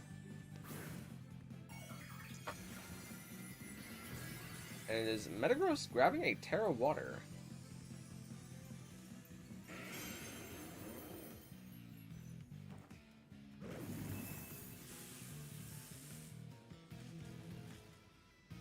Yeah, it said that. Well, that's an oops on my. I just thought the Thunder Wave missed.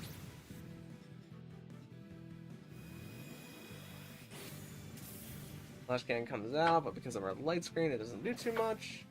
Body Slam comes out into our Caledon, which does grab a para on it, but it doesn't do too much damage into our Caledon.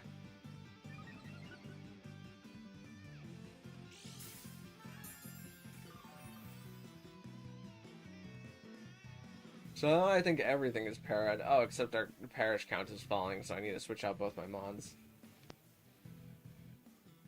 Swap in Scizor and whoops, swap in Pelipper.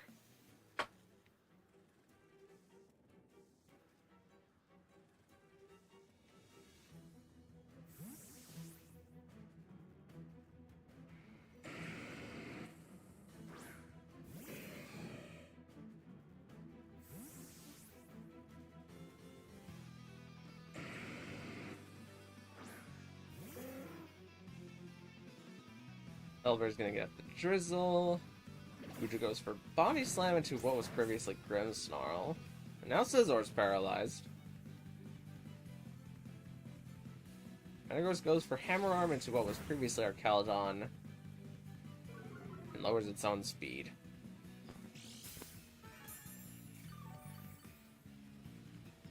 Guja gets a little bit more health from leftovers. And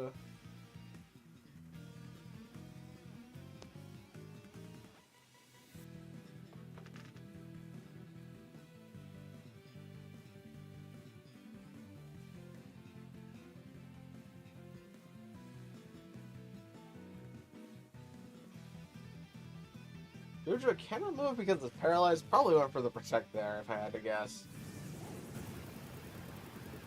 Metagross does not take as much damage as I would maybe want. I'm perfectly fine with the damage that it did take.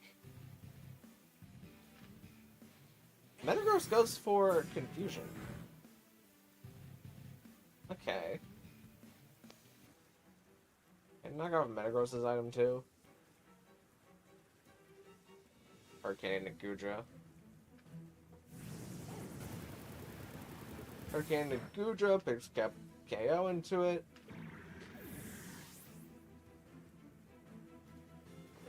Would you recommend for F Meowstic competitive or Infiltrator? Probably competitive. Just because I think it's only Milotic as the other competitive mon in this game. But if you can make competitive Meowstic work so that it can get around Incineroar, then by all means, I'd say go for it. You'd probably have to be like Terra Fighting or Water with Terra Blast. I think one of them gets like stored power, so you could go crazy with stored power strats. Let's go Bug Bite and Hurricane.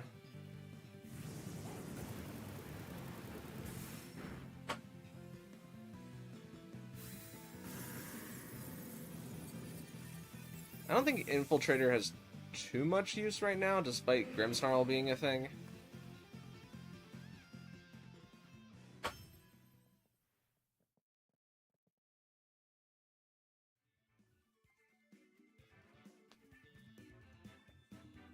But GG plays.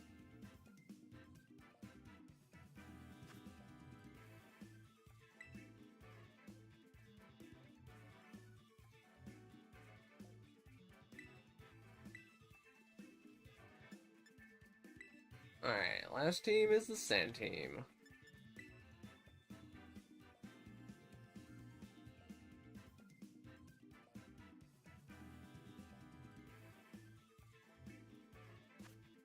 Okay. I think I'm good if I do Indeedee Hat, and then I bring Rillaboom to beat some things, and I bring Primarina to beat some other things.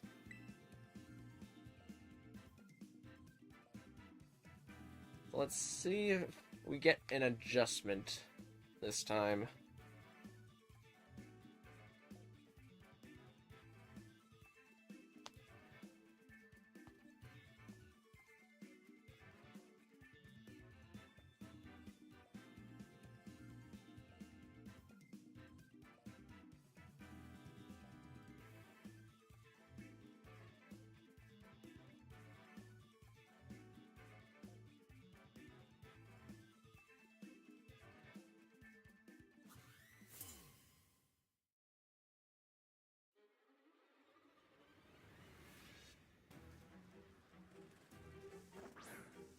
We got Garchomp and Latios hitting the field. They're both dragons.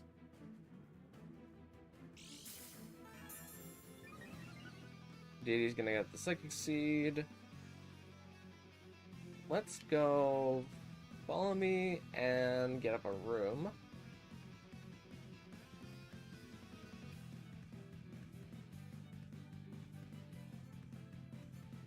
I can make a bulky Calm Mind set work, max speed, and an even split on HP and special attack with the leftovers. I think it's worth at least trying out, seeing how it works. Garchomp's gonna go for Earthquake, but Latios is not gonna get hit by it because of its Levitate ability. That brings down both my mons to about half.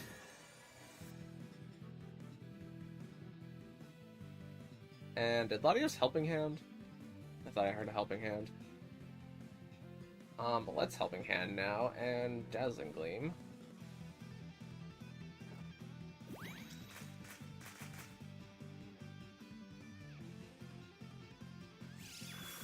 Dazzling Gleam comes out, and that picks up KO on both.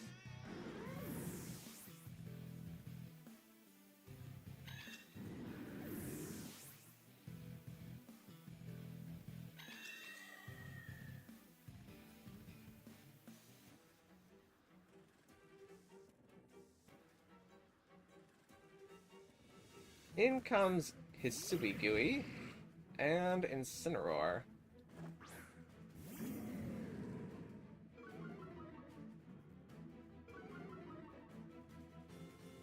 And Incineroar floats in the air with its balloon. I'm gonna have to Helping Hand and Dazzling Gleam again here. Because I can't really do much super effective damage because there is no super effective option here. I see something grabbing a Terrestrialization. It is Incineroar grabbing a Terrafire. Okay. It does make you resist the Dazzling Gleam now.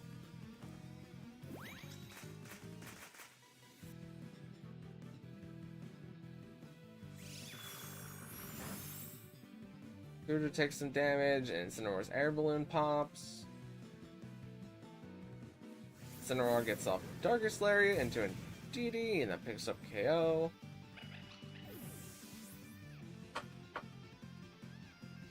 Gudra clicks Body Slam into Hatterene. That nearly picks up KO. It is oh so very close.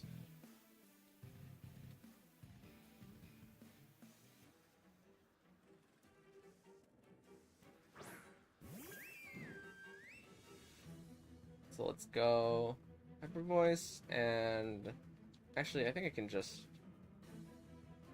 Moonblast and Expanding Force.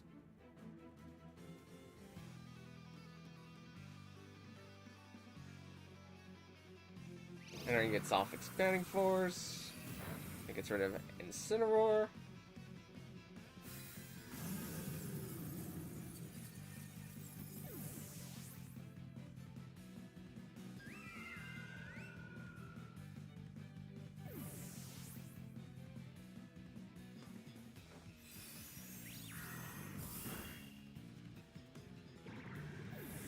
Moonblast is gonna grab Hisui. GG's. It's a similar set that I run on my Chimecho, whose match HP and special attack with Calm Mind, Cosmic Power, Psychic, and Shadow Ball.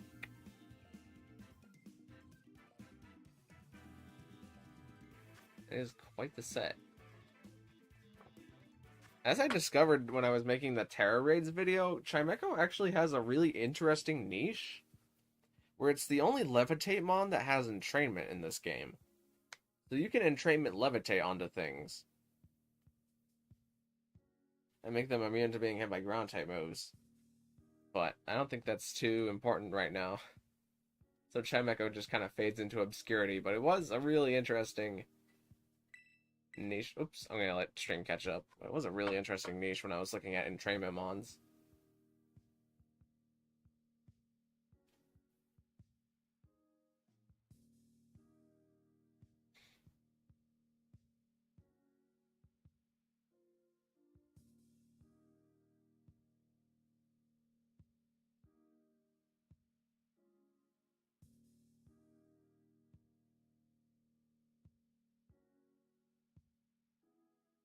Alright, stream's cut up. Lobby is now open again.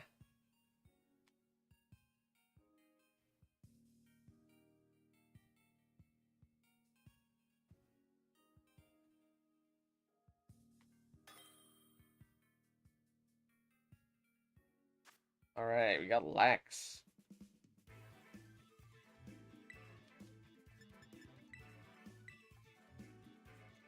No Pokemon? Nah, you didn't win any of the battles, so I can't argue that you've gotten it enough, but you're very, very close.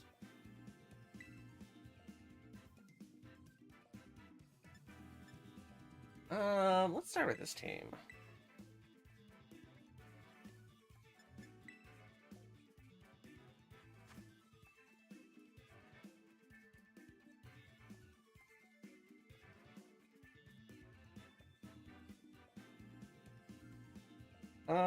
How do I want to start this? I think I start this with...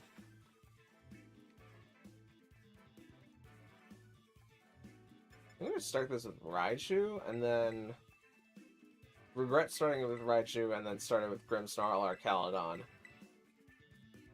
And then have Pelipper and... yes, Blastoise in back.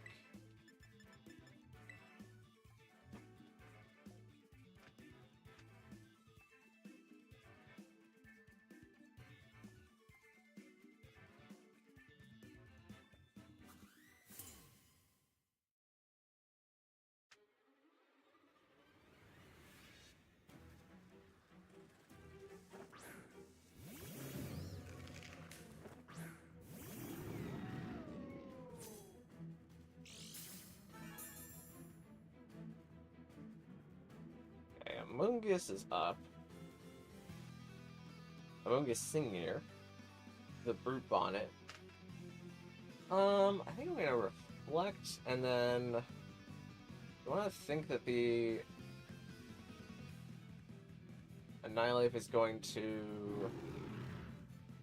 I think the Annihilate is gonna Final Gambit. I'm most okay with it Final Gambiting Pelipper, I think.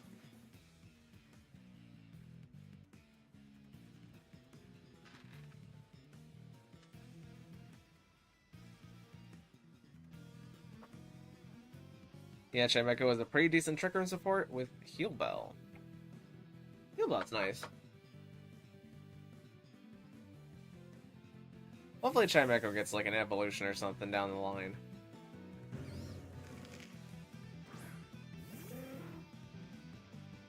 Gonna get up a Rain here. Grimmsnarl's gonna get up Reflect. Our opponent decides to go for Ice Punch. As they spore into Pelipper, okay.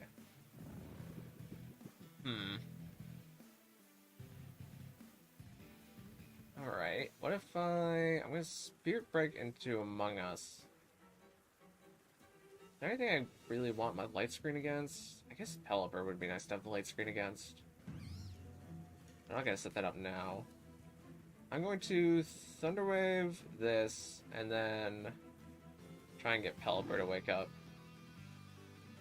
I got no shiny Squirtle. Well, there's always next time. And besides, the starters are kind of hard to hunt if you're not inside a mass outbreak. We're gonna see King Gambit hit the field. As we see a Terrestrialization onto Brute Bonnet.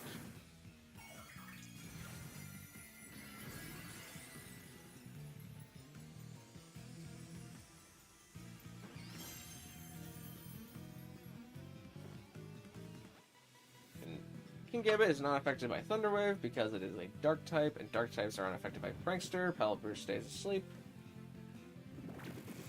A Spore comes out into Grimmsnarl. Okay. I think they're going to Steel-type move into our Caledon, so I'm going to try and get them to do that. And then if Pelipper wakes up, we're going to Weather Ball into Brute Bonnet.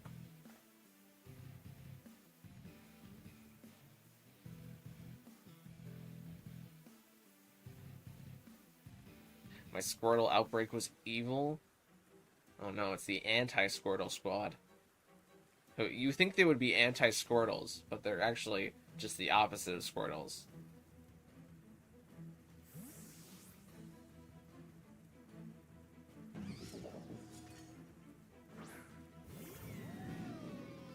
Bulber actually wakes up.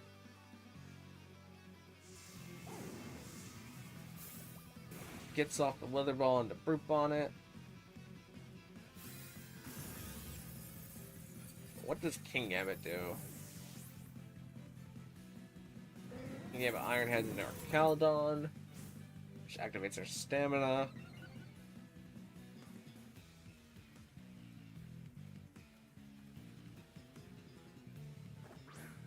But in comes Annihilate. They didn't Final Gambit last time. I'm gonna bet that they're not going to Final Gambit here, and even if they do, I can always Hurricane.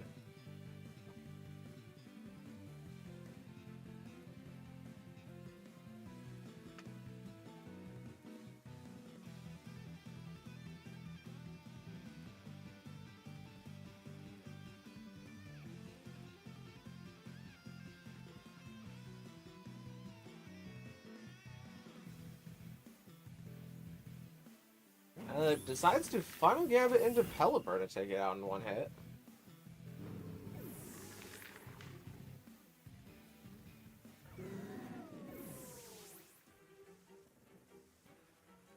Archaludon gets the body press off into Kingambit, and Kingambit is quite weak to it.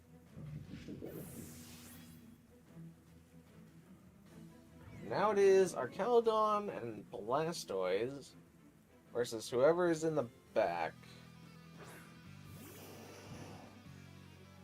It's Meowscarada, who I believe is Incineroar. Yeah.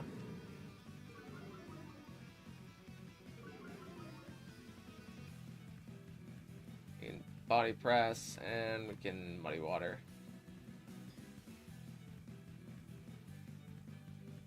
Not much I can do against this team. I think the Ice Punch was a little risky because it's not Stab, and it's also not super effective into Archaludon. Like, if you were going to try and knock out Archaludon, you would have been much better just trying to click a Fighting type move into that slot.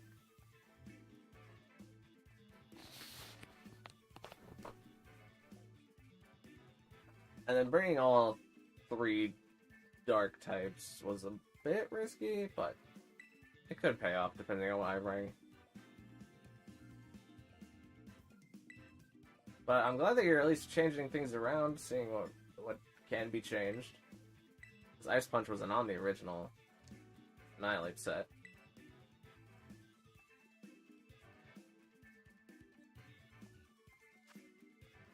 Okay, same team as last time. So let's do Kamalo and Fluttermane, and then let's bring Torkoal and who else should come? I guess it should be in DD.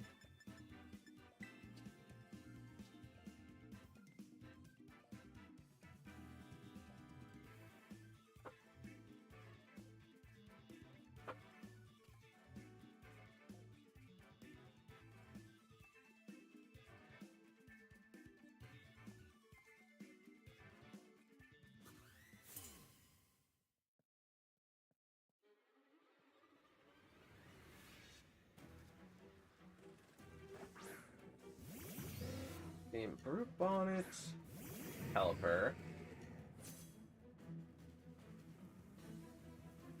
Okay. Bonnet's gonna get photosynthesis activated. I'm gonna read Pelipper going for Wide Guard here, and I'm going to double into a Moongus.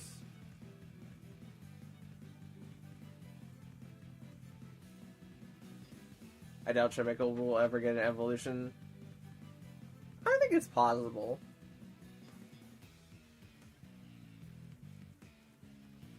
I think it's kind of just in the land of all the psychic types that don't really have much to distinguish themselves from the other psychic types. But if it ever got an evolution that's like psychic normal, maybe. I could see that. But Chingling evolves into Chimecho, who evolves into... well, I guess logically it would evolve into Bronzong, but I don't think that's going to happen. Get a crit on the Shadow Ball, but it's not enough to take down Among Us in one turn, as Hurricane does massive damage to Kamao, and Terra Blast does some pretty notable damage to the Fluttermane, even though we're in rain right now.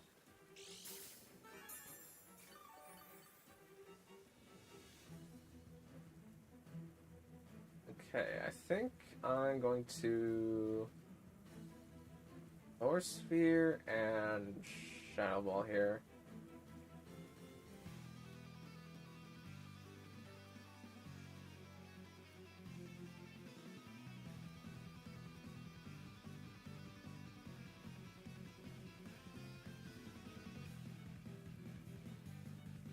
Elber goes for the Wide Guard, trying to catch any stray moves that are trying to pick up a KO.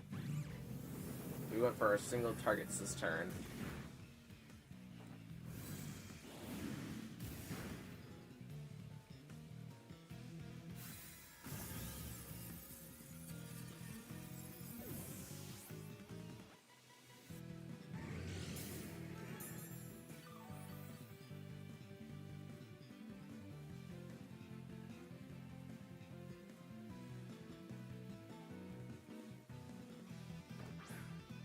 See Annihilate come in here. I think I'm going to swap in Torkoal and go for Dazzling Gleam this turn.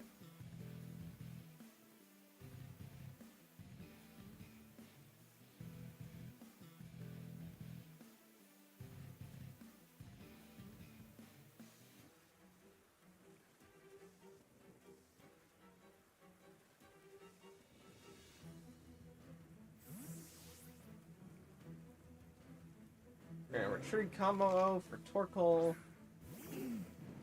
Torkoal is going to bring out the Sun, which is going to activate Fluttermane's Photosynthesis, which heightens their speed. Pelipper does catch with the Wide Guard.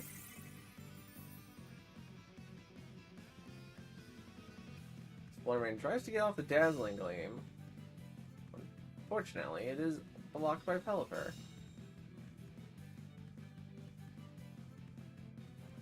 Shadow Claw comes out, and Fluttermane gets knocked out.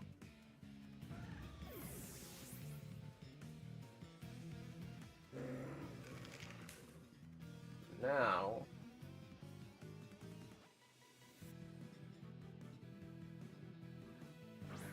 we're bringing in Dee.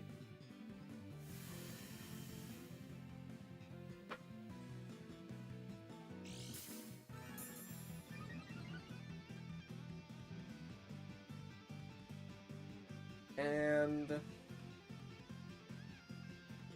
best move. Is this the one that's Side Shock or the one that's Dazzling Gleam? Ah, shucks. I thought I was Side Shock. That's bad.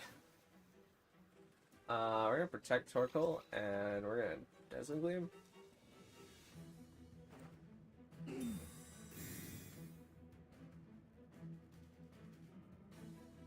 Albert does go for the Wide Guard again. And Annihilate tries to Final Gambit Torkoal. And indeed he tries to Dazzling Gleam, but it doesn't get that either.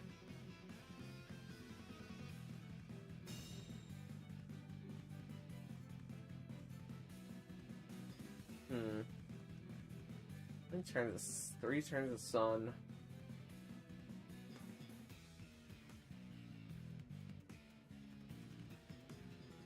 I actually think I'm pretty okay trading Torkoal here.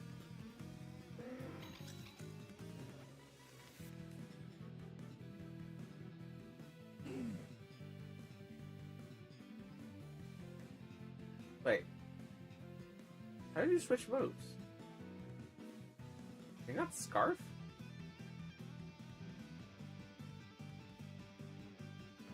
This one must not be Scarf.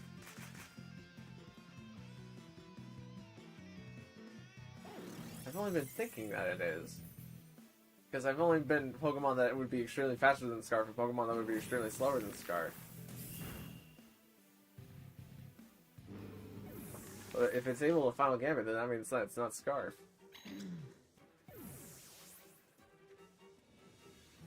But if it ever did get an evolution, then it would be a good Eevee-like candidate since its bulk would be very good. That is true. It probably would be worse than Cresselia, but it would have its own little niche.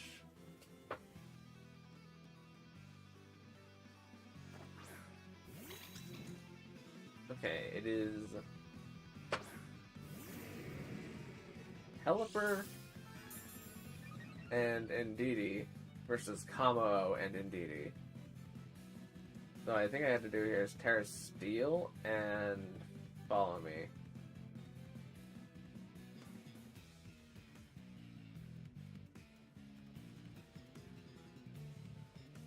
No, it isn't. I mean, it's good that you're changing up the items on me that I'm familiar with. Because then it's easier to catch me by surprise. And the elements of surprise is the most powerful element. You could generate infinite power if you could tap it into the element of surprise.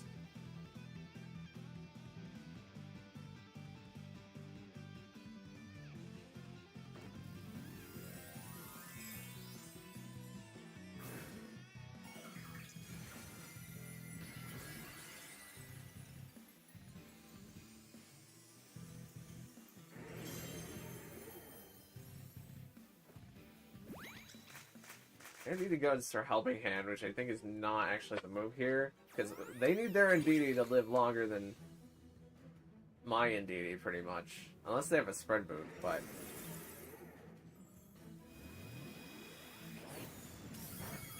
What does their Pelipper do? Oh, it eats a berry. That's a lot of health, actually. Pelipper Hurricanes into my Indeedee.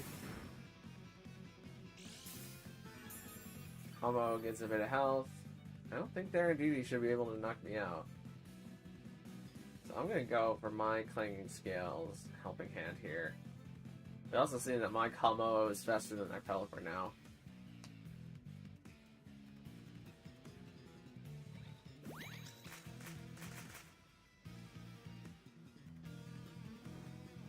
Yeah, I guess now we get the Clanging Scales.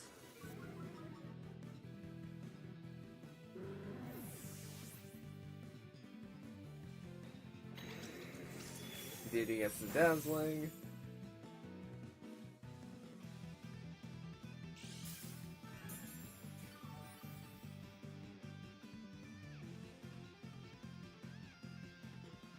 And now Clanging Scale to single target.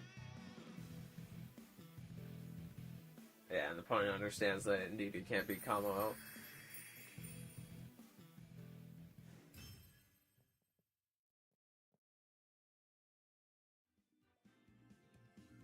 Got closer? That's true, you were pretty close. Just a single crit or two away from winning that one.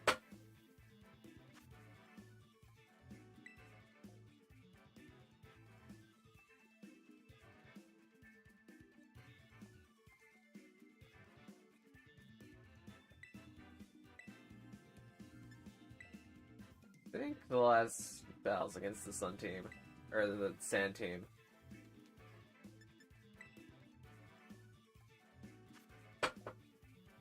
Okay. Do I want to shake things up since there's going to be 3 dark types potentially? Let's do Indeedee Primarina and then follow it up with... Ooh. I guess Rillaboom and Arcanine can have its uses.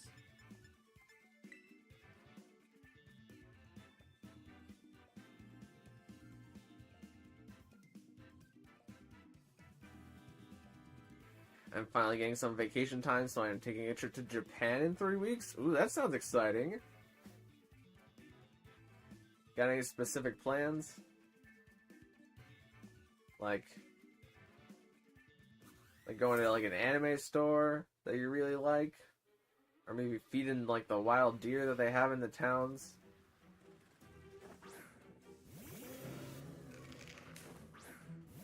I would ask about the sakura trees, but I have no idea when the sakura trees are in season.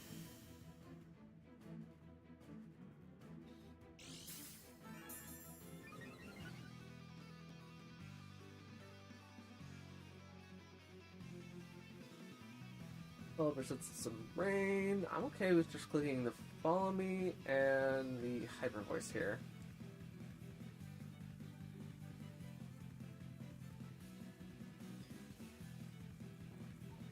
Pelipper actually goes for the wide guard and catches it, even though I could have just gone for Moonblast.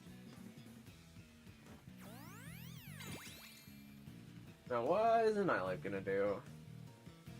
Tries the Shadow Claw, but Shadow Claw's into a normal type. So effectively, nothing happened.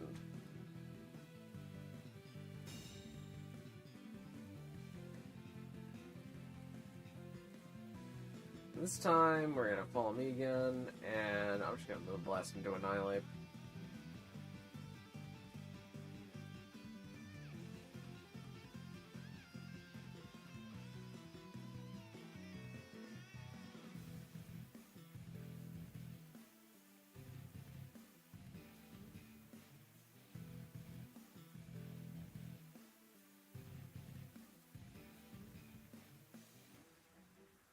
Yeah, I'm gonna see my family. My grandparents live there. Oh, that must be nice. Having a pretty much free place to stay while in Japan.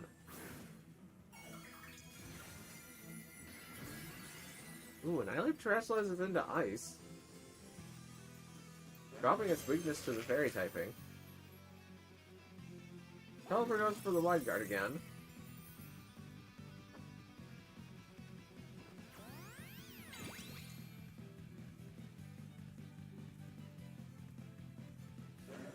Annihilape gets off the Ice Punch and does about a third of Indeedee's health. Moonblast, ooh, lower special attack, but that's... Well, it would be good for Annihilape if it was Defiant, but this Annihilape is not Defiant. Is it Vital Spirit?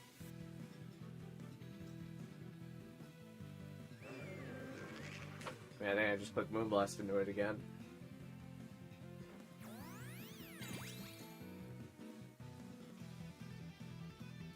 I might know one of the new Pokemon and it's an evolutions for Legend ZA. Alright, let's hear the theory.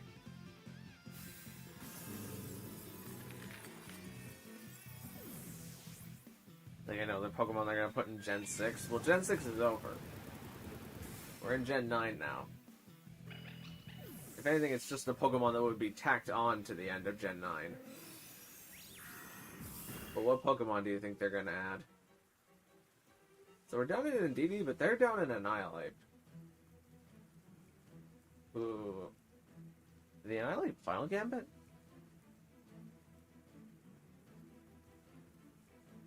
We're gonna bring in Real Boom, because I don't really need the side terrain anymore, I don't think. Ooh, except to maybe deal with that. That would be nice to have side terrain to deal with.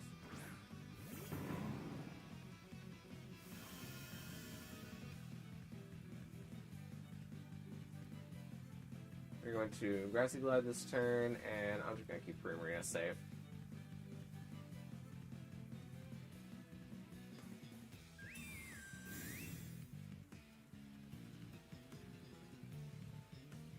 Gamma protects this turn. Riolu gets Aggressive Glide, that picks up KO into Pelipper. Now who is left in the back? Okay, it's Incineroar. Makes things a... I mean, Primarina has a lot of play here, but Primarina I think is about to get faked out. And I don't want to take the Iron Head. I want to get Rillaboom out, but getting Rillaboom out is only going to boost King Gambit's attack. I'm actually in a really awkward position.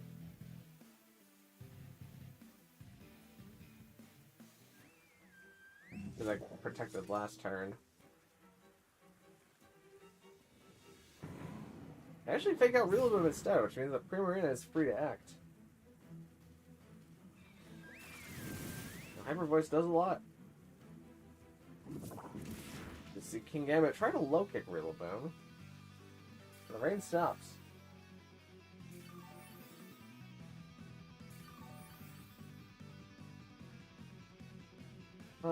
I feel pretty fine trying to maybe get a Grassy Glide KO on an Incineroar and clicking Hyper Voice.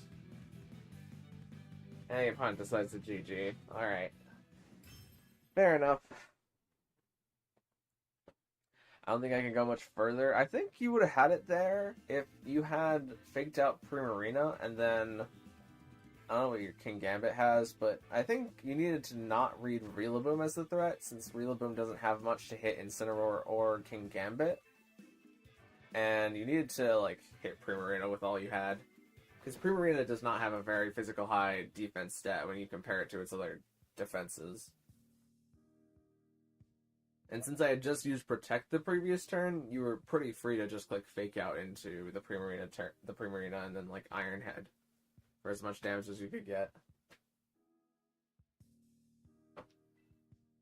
Yeah, lobby will be open again whenever stream catches up. We probably have time for 2 or 3 more sets. Today, at least. Squirtle Squad and its evolution, Squirtle Cult. Uh-oh. All water ghost types. I would be afraid.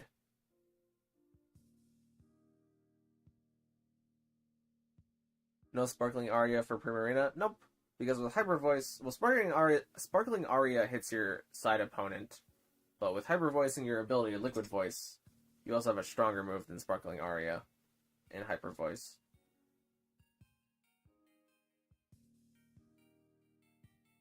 Alright, stream's caught up enough.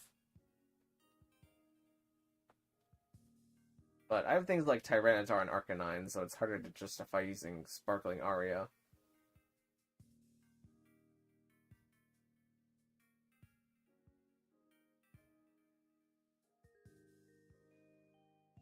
Sparkling Aria, I think, also has imperfect accuracy. I would have to check that, though. I haven't looked at Sparkling Aria in a long time. I'm gonna get Herba Mystica. Well, good luck. Hope you get a bunch. We're gonna have Terra Raids tomorrow.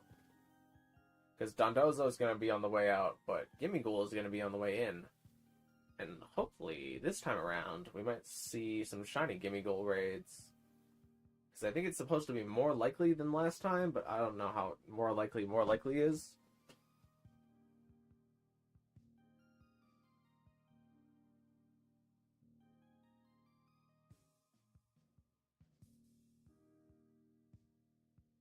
But if we have like 6 or so people looking through a bunch of Gimmighoul raids really fast, and we hive mind together to see if anybody can get a Gimmighoul, and it's first come first serve on whoever gets the shiny Terra Raid fast enough, then it might be a little bit more possible.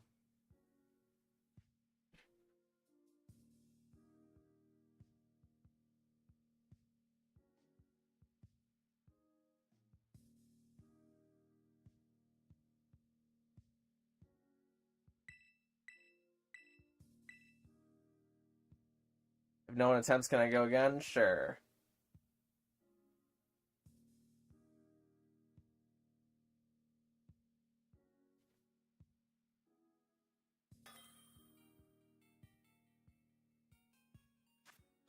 Alright, this might be our last one for today, if nobody else enters. Let's go, official rules 1. And let's actually start with this team.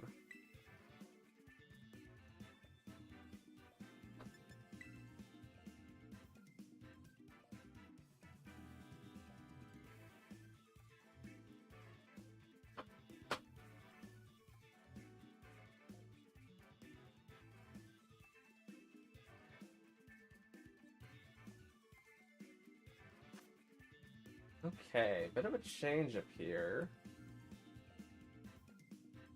How do I want to attack this?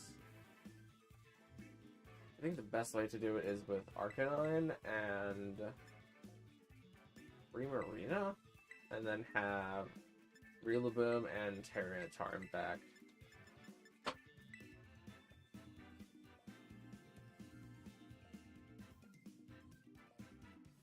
So will there be another stream tomorrow? Yep, tomorrow we're going to be doing Dondozo raids before Dondozo leaves, and we're going to be doing the Gimme Ghoul raids once those go live.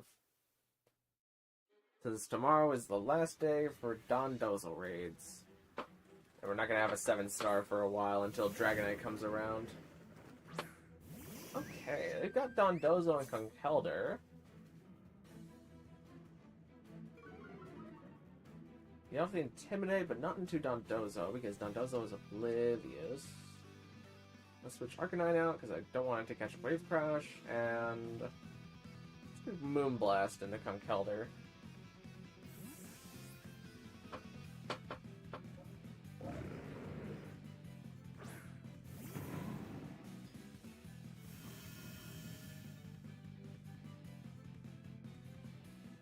Conkeldurr's gonna Wide Guard.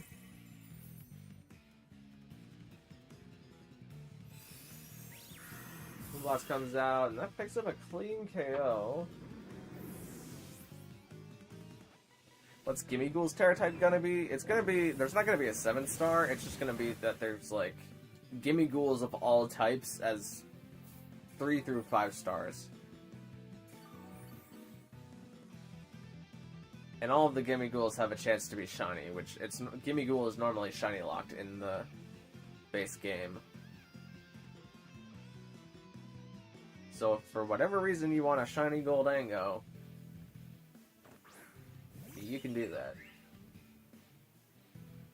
I feel pretty fine clicking Woodhammer here and protecting.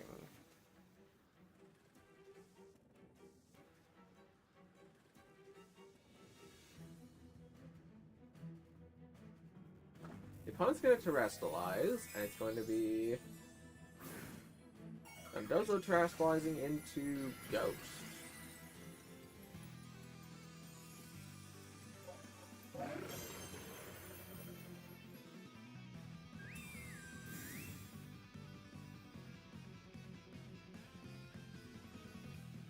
Willigant's going to go for Solar Blade, but there's currently no Sun Up, so it's going to take a second to do that.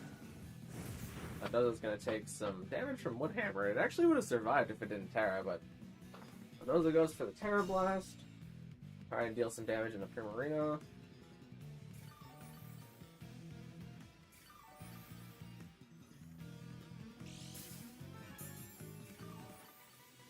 Dondozo gets a good bit of its health back.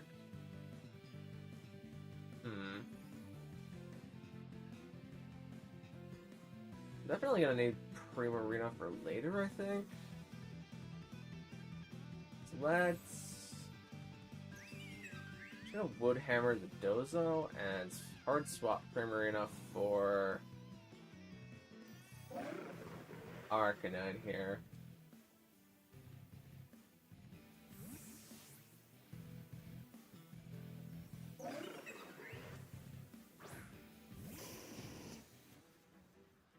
The Tuna is oblivious, but the Ligant is not. Dondozo decides to protect this turn. Solar Blade comes down to Arcanine. Does a decent bit of damage to Arcanine, really.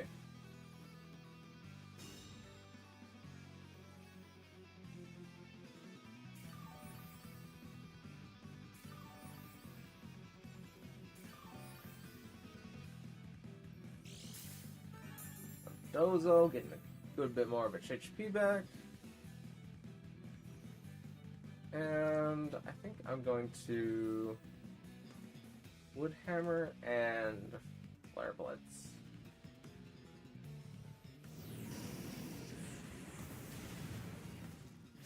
Flare Blitz takes out Lilligant, but because of the recoil damage, it also takes us out. Yeah.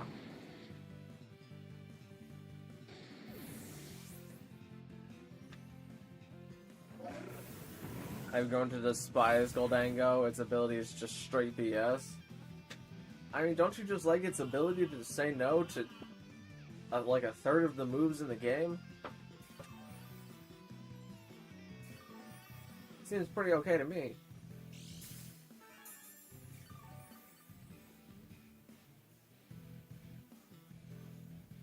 Okay, now let's bring in Tyranitar here.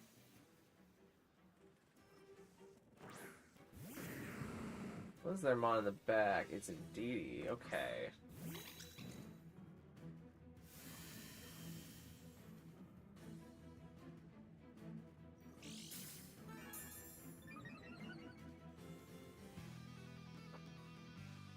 I don't need Primarina as much. Let's swap in Rillaboom for Primarina since Rillaboom is being threatened to be put to sleep, and we're gonna knock off into Dondozo. Or at least try to.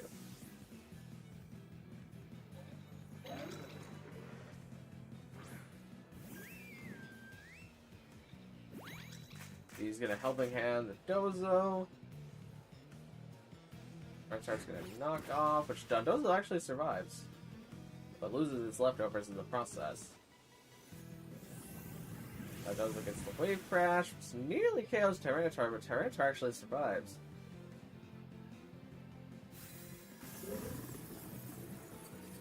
What are the shiny odds for Gimmighoul gonna be? Nobody knows.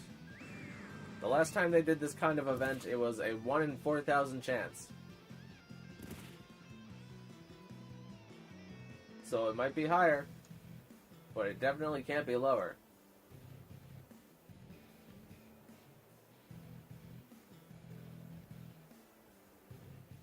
GG's, GG's.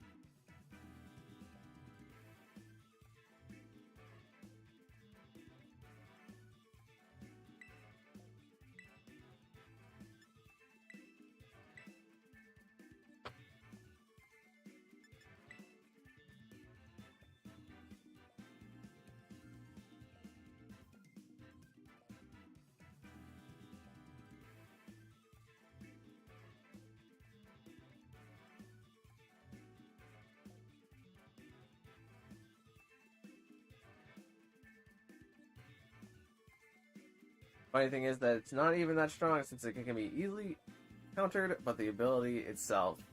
Yeah, Golden goes very squishy. But you cannot deny the power of Nasty Plot and Make It Rain. And its ability to not be put to sleep by Spore is so good.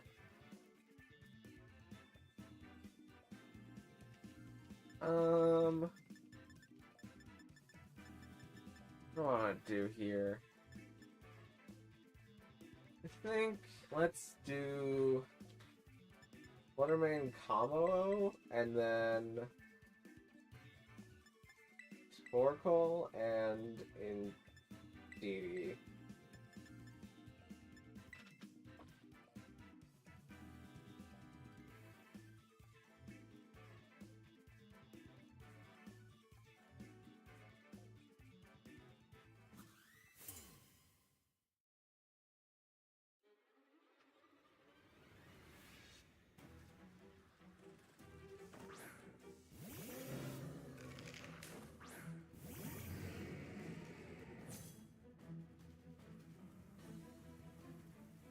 Okay, we've got Annihilape and Pelipper here. I'm not too afraid to just click Shadow Ball and swap it in DD for combo.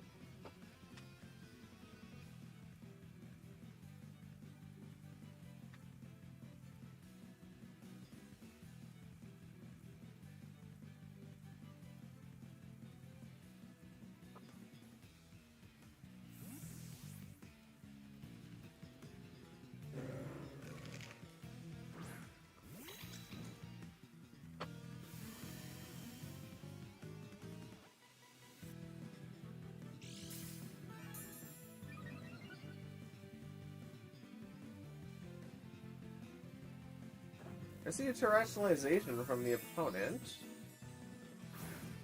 They are grabbing a Terra on Pelipper into Terra Ground.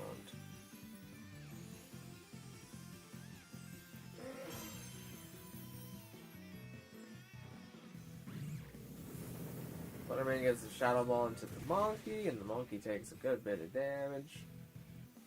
Manly tries to Final Gambit Fluttermane, but Fluttermane is a ghost. So it doesn't work out.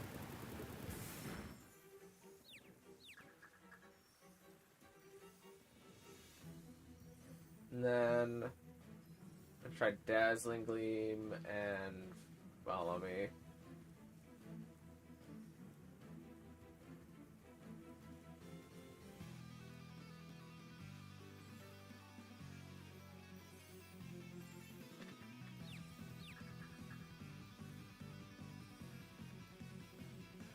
DD's confused, but it gets the 70% chance to Follow Me. Fluttermane gets the Dazzling Gleam.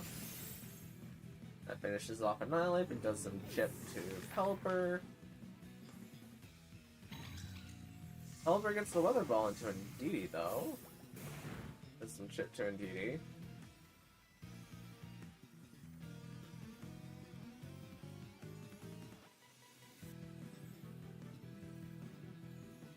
Now I get to see Among Us hit the field.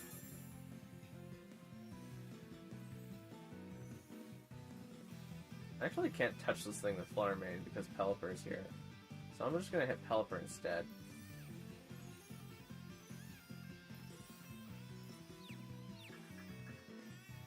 Indeedee is able to Helping Hand into Fluttermane.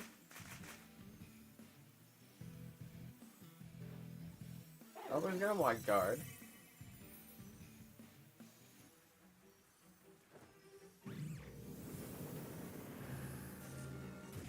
Fluttermane's able to get out the Shadow Ball, though.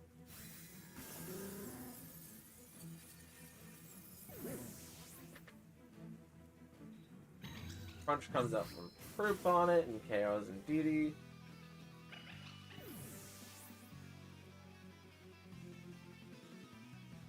And now we can win the Weather Ward. Now the Pelipper is down. We can bring in Torkoal. They bring in their own Indeedee.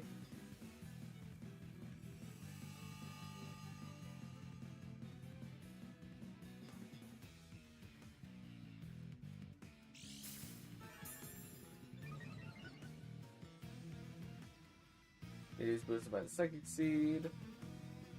The Dazzling Gleam, and let's have Torkoal Helping Hand the Dazzling Gleam.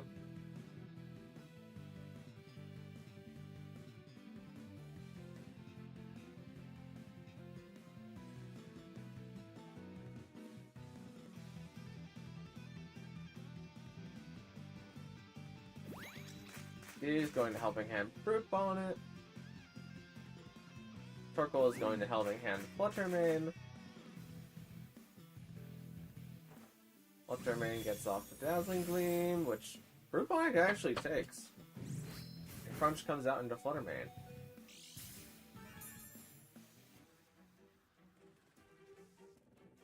Now we can Dazzling Gleam and single target Heat Wave once Fruit Bonnet goes down.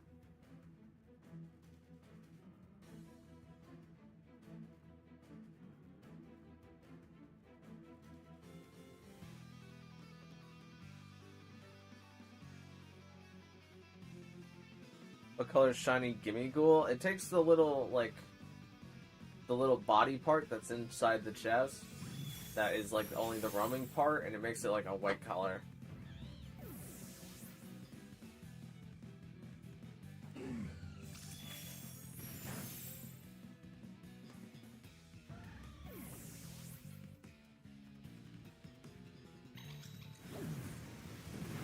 Ooh, critical hit on Indeedee picks up the KO here.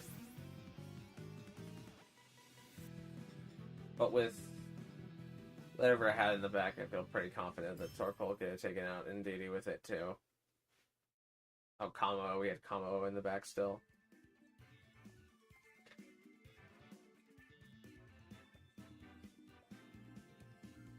I don't really know how to use my Pokemon against yours. I would say you need to think a little bit more about what Pokemon do you want to take which attacks.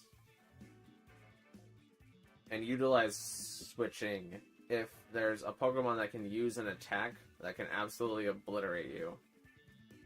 And save your Terrestrialization for when you think you're going to be hit by one of those attacks that absolutely obliterates you, but you want something to live the turn instead. I think we still have a battle against the Rain team.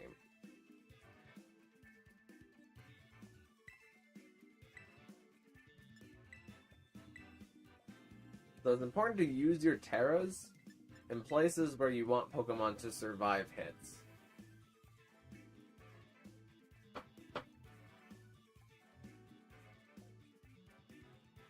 What color is shiny Goldango? You're not going to believe this, but it takes the little bands on Goldango and makes them 1% more orange.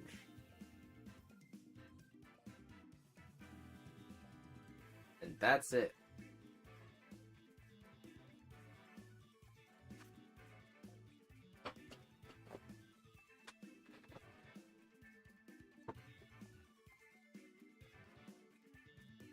Two Urban Mystico from one raid? Ooh, that's an entire sandwich there if it's the right Urban Mysticos. Let's stop and think. I think I need to start this with Grimmsnarl, Arcalodon, have Pelipper, and have Blastoise in the back.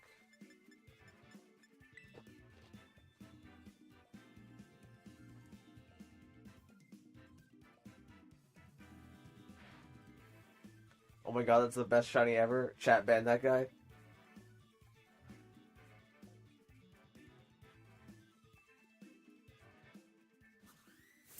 I'm just kidding. That's just a Germa reference. Moldbreaker provides a great counter to the good as gold. That is true. In Moldbreaker, you can use any status move that you want against Goldango, except for Toxic, because it's a Steel type.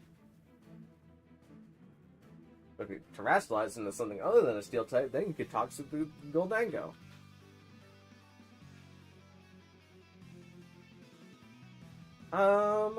This is Conkeldurr in the Mans, right? I'm going to Flex and Terraflying in order to Flash Cannon the Conkeldurr.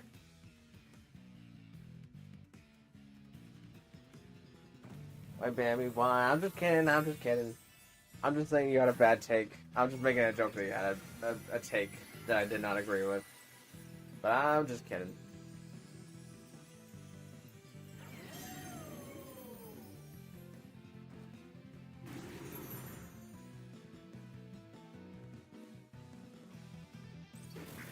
Sea Powder comes out into our Calydon.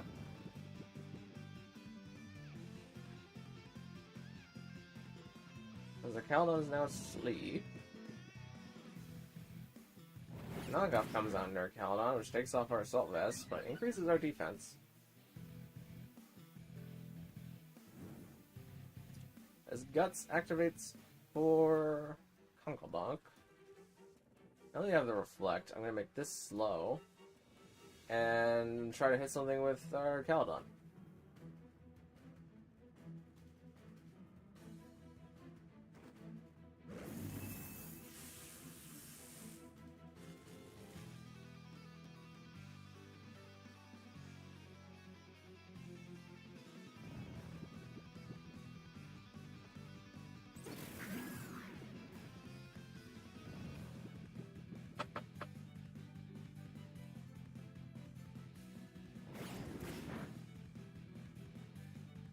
Shiny's better than not having the shiny. That's true.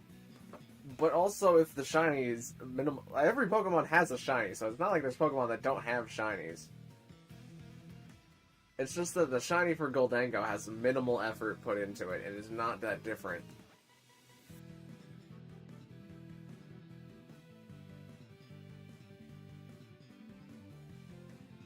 Well, we all know Puke Green are the best shinies, let's be real. Chat, ban that person.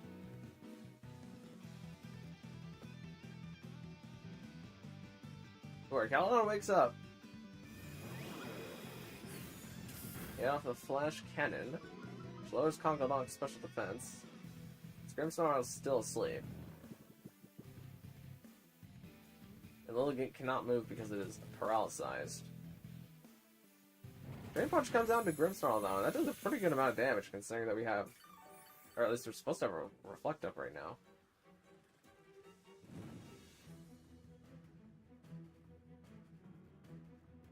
But while I still can, I'm going to swap in Pelipper, and we're going to Electroshock this guy.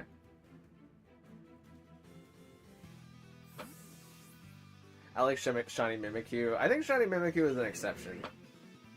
Because it gets that nice little pale ghost color, but it also, like... It's like if a child didn't have colored pencils. Whenever they were making the Mimikyu sack.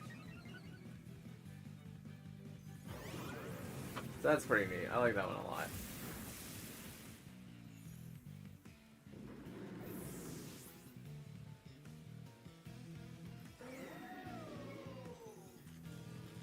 Fortunately, Lilligant cannot move because it is paralyzed. Now Torkoal switching in. Torkoal's gonna bring out the sun. The sun also means that we now have Fire, Weather Ball, and Pelipper, and we can... I guess just snarl down Torkoal. Okay, Torkoal protects.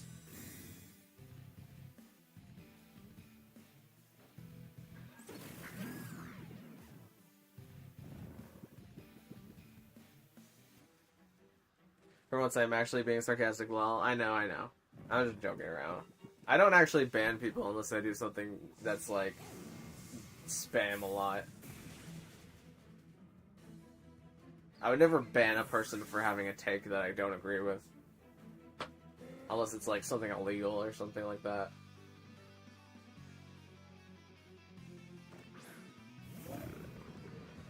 Why is the whole Oni Mountain just steel raids? There's like 5 steel raids? I mean, I guess it just randomizes out like that sometimes. I don't want to give Torkoal a lot of leeway here, but I'm worried that I'm going to miss the Protect. So I'm going to Wide Guard with Pelipper, and... I guess... Nah, Snarl might miss. Let's Body Press. We're gonna see a Terrestrialization from the opponent. There's Terra Ghost Bozo.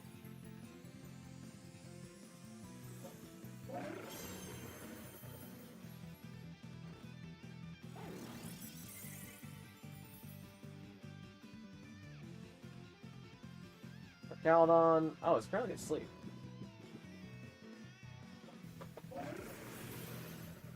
Paralyze comes out. And it's Pelipper for some damage. Torkoal overheats, which isn't actually gonna hurt. There's a lot.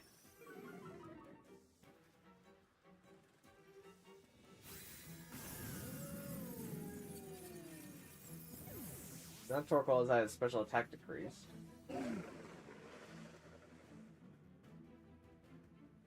Oh wait, this is kind of weird actually.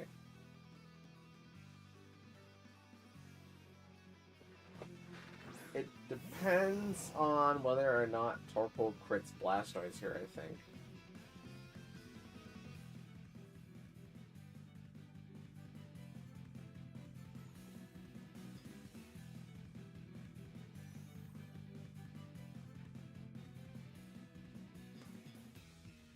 Why didn't Torkoal's Eject Pack activate? Because you only have 2 Pokemon left. Eject Pack switches you out after you have a stat drop. But that's only if you have a Pokemon left to switch out into. I have to actually not skip my time date because I have a Squirtle outbreak. That's a good thing to keep around. Okay, Yawn into Blastoise is really not what I wanted to see. They've definitely targeted down Blastoise as the threat here. He might be in here for a while.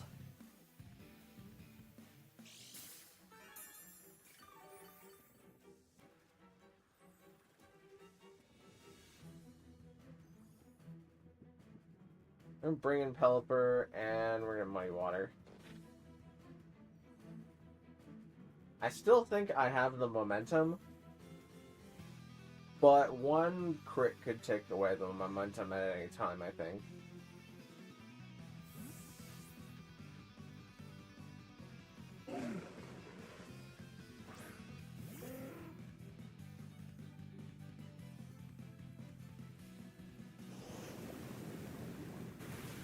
Okay, we got rid of Torkoal, which is one less source of crit, and we crit the Tuna, and lower its accuracy.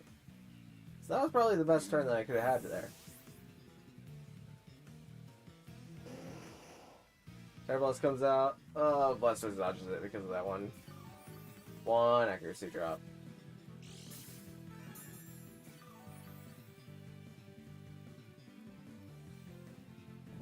Blastoise is now asleep, but that's less of a problem.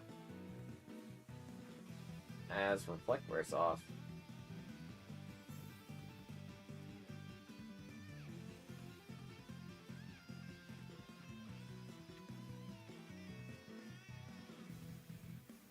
Mega Blastoise is a Mega I need, so I'm keeping the Outbreak forever.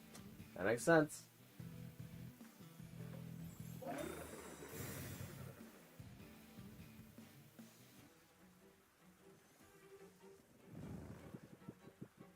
You still need it, then you need it. Dondozo is stalling with leftovers. But we're gonna wake up eventually. The Blastoise will get to join the fight.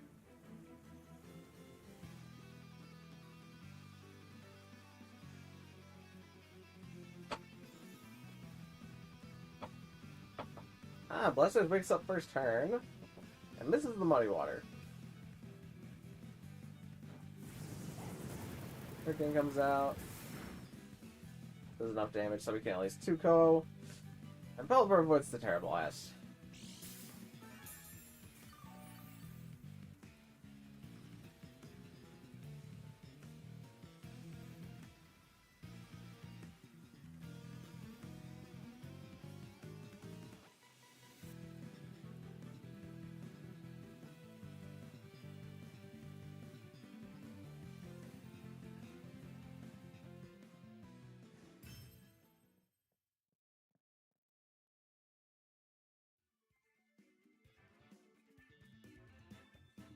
I've been having terrible sleeps. All of them have woken up first turn.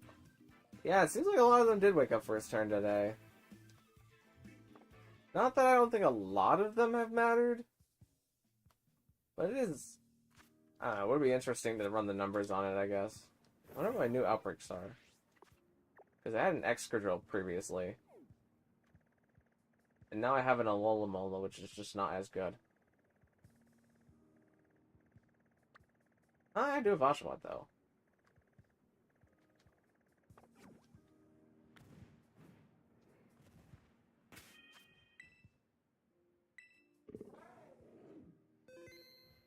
Alright, well, is there anybody who wants to battle other than Lex, since we just did 2 sets back-to-back? Because I do have time for one more set, but I don't think there's anybody else who wants to battle right now.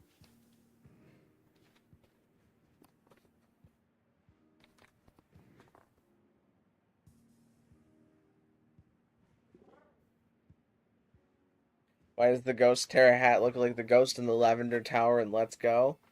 I mean, I think you answered your own question. It's because originally, in the original game that Let's Go is based on, from Generation 1, that was the sprite that you would see whenever you went into the Lavender Tower. Or at least that's the sprite that represents ghost types as a whole.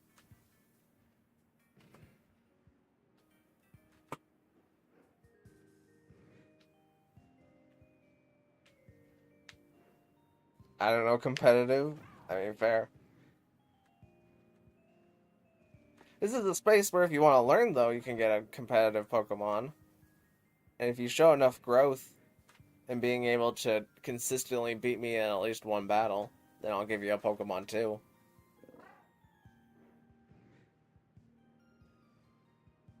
Well, I've got to go early. Have a good night. Well, thanks for coming out, Lax. Hopefully you take what you learned today and you can apply it to maybe some more team building. Shift some moves around, shift some items around.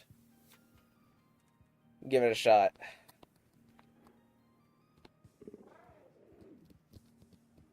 But nobody else wants to battle, so I think that is where we're going to end things today. And we are approaching just about 3 hours, so it actually works out pretty good. Okay, deal, give me a bit to make a team. Alright, we'll do it.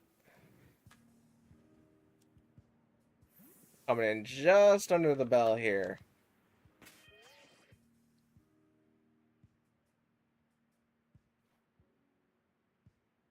Let's see if there's anything around me in Pokemon Go.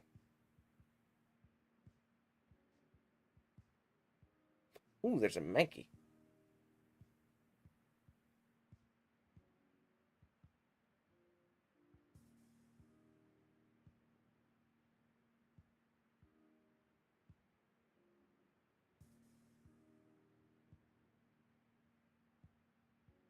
Not great IVs.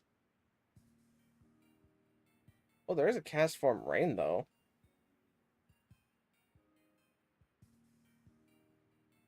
I mean, have Pokemon v Pokemon, one Pokemon only single battle? Sure, but not for the beat me, take my Pokemon. If you want to do a one Pokemon cage lock, just for fun of it, then sure.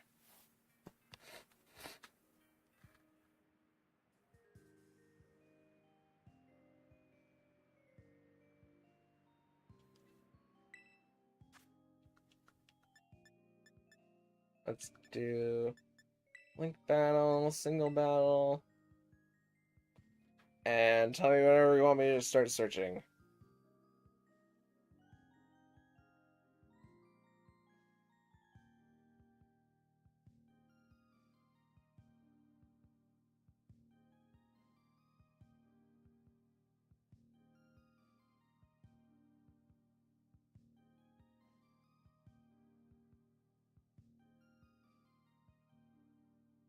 Alright, searching. I'm assuming that second okay means okay, start searching.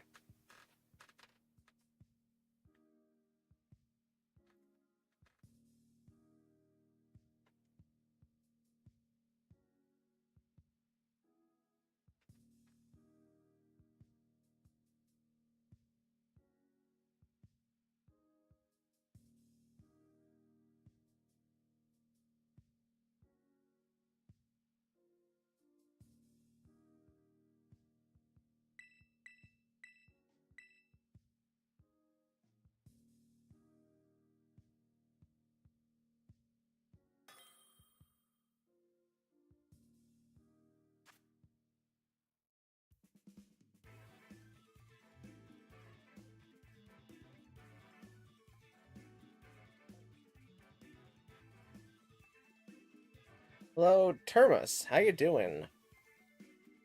Unfortunately, this is going to be our last battle of the night, Termos, but there'll be future streams. Oh, we lost Ridley.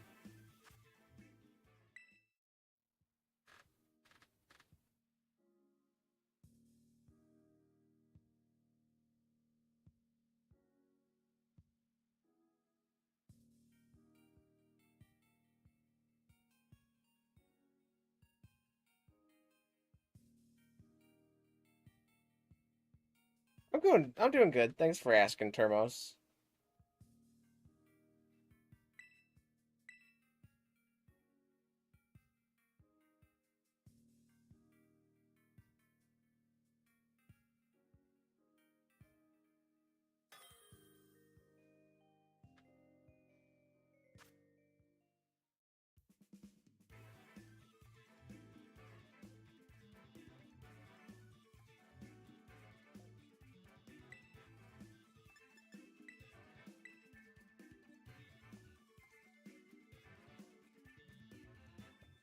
Alright, who do I think could easiest win a single battle cage match? Probably something from this team.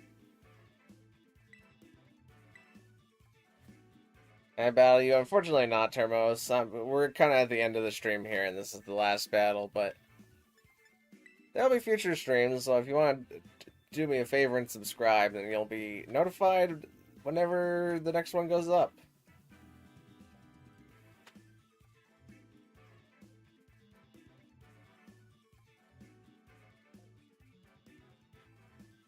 This is just kind of a battle that I'm doing for fun with Detonator Yeller.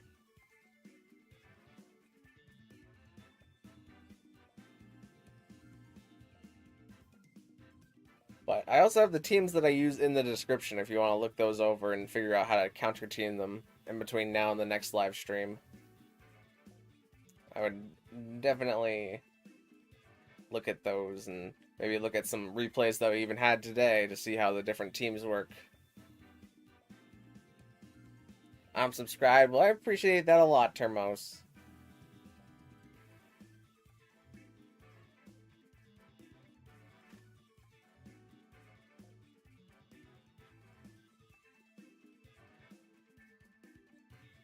You know what's funny? How Yanma is often labeled as a very bad mon, but people forgot that Ledian exists, and that Pokemon is way worse than Yanma. Well, at least Yanma can use Aviolite. That's true. Ledian, you could debate, is the worst Pokemon of all time. Nobody knows how Ledian got made, or how those things even survive in the wild.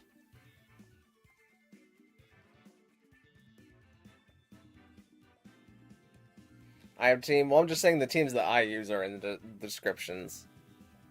Are in the description. You can look at them on PokePaste. So if you wanted to adjust your team, you're more than welcome to do that. Also, you can use as many teams as you want. Even though you can only use a max of 3 per attempt because there's only 3 battles in each attempt.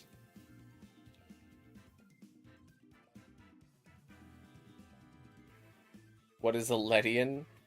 Oh no, has Ledian been lost to time? Ledian is the Pokemon that was introduced in Generation 2. And it is probably the worst fully evolved Pokemon of all the Pokemon. Even when you factor in things like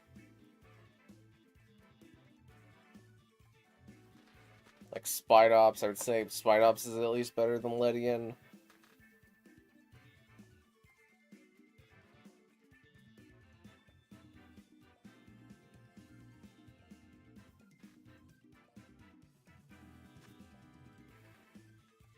Okay. We can either fight a Haxorus, fight a Greninja, fight a Lapras, or fight...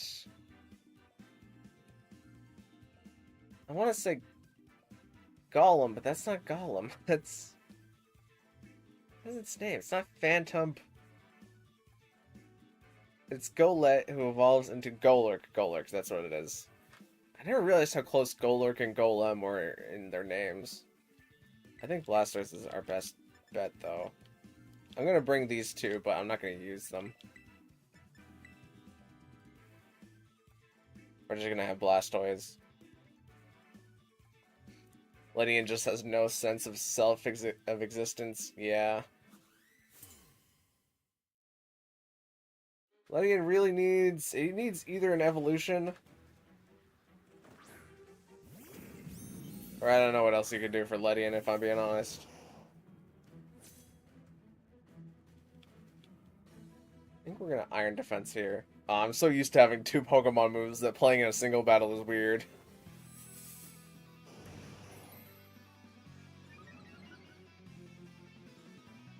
Golurk goes for Hammer Arm. Blastoise tanks it.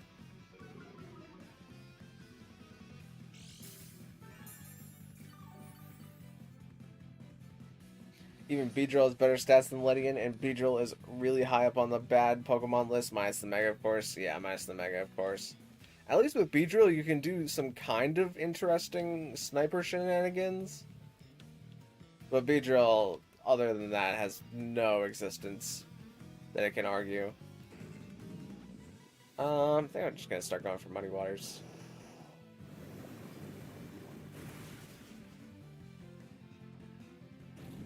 That's the dynamic punch. Probably because it's no guard. So now confusion is in play.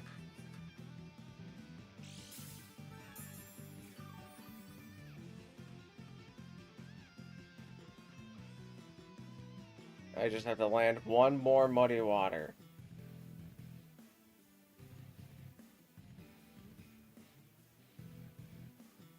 We can still lose this by all means, because the move that we're trying to use has imperfect accuracy.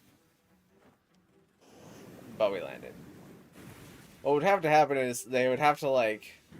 We would have to hit ourselves in confusion, and then they would have to crit, like, 3 times. And the turn that we snap out of confusion, we would have to miss the muddy water. But GG's.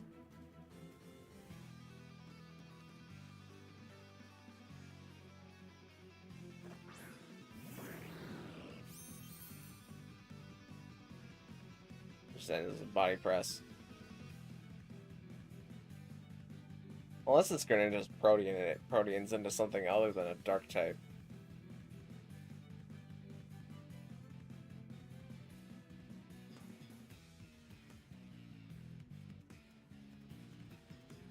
As an avid Beedrill lover, I won't even try to say it's good because it's not. Yeah.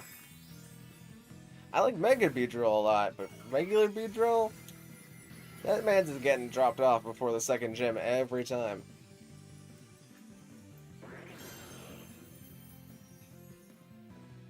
Oh, Greninja's gonna substitute. Look at that. Oh, we're still confused. Blastoise, don't do it. Okay, good job, Blastoise.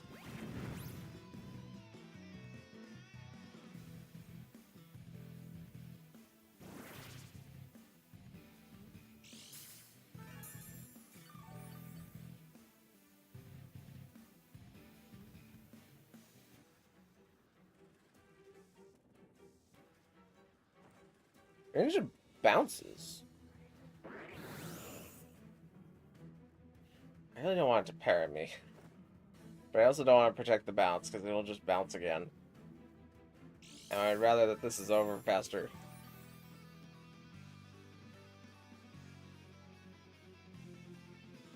If they parry me on the bounce, though, then they have an out. Gosh darn it. Blastoise, don't get full parried. Okay. We at least KO the Greninja. But who's in the back? If it's Lapras, this can perhaps go a little bit faster.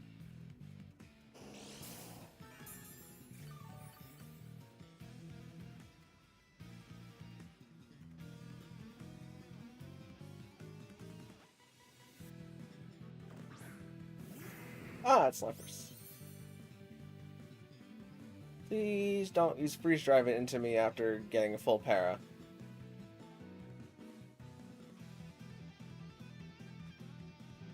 Just don't.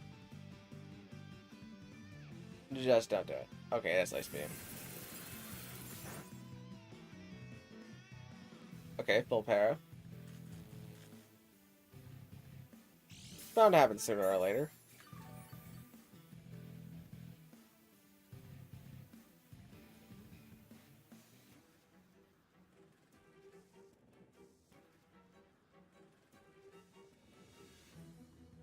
Just like how Kanto Persian is my favorite Pokemon ever outside of Fake Out, and U-Turn it literally is dead weight on a competitive team. It does a parting shot too, but yeah. Yeah, Kanto Persian needs some kind of buff.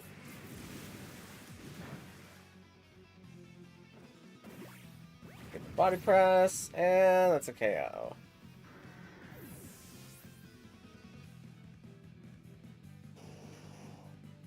But GG's, GG's.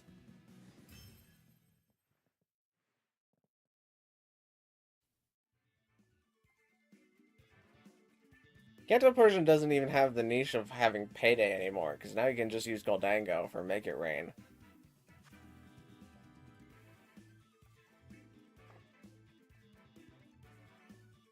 Alright, well that was a nice little extra battle, but now we're actually going to be at the end.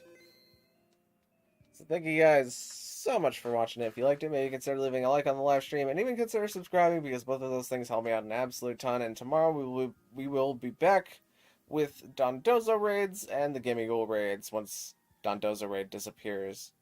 So look forward to that, and I will see you in the next one. Thank you very much.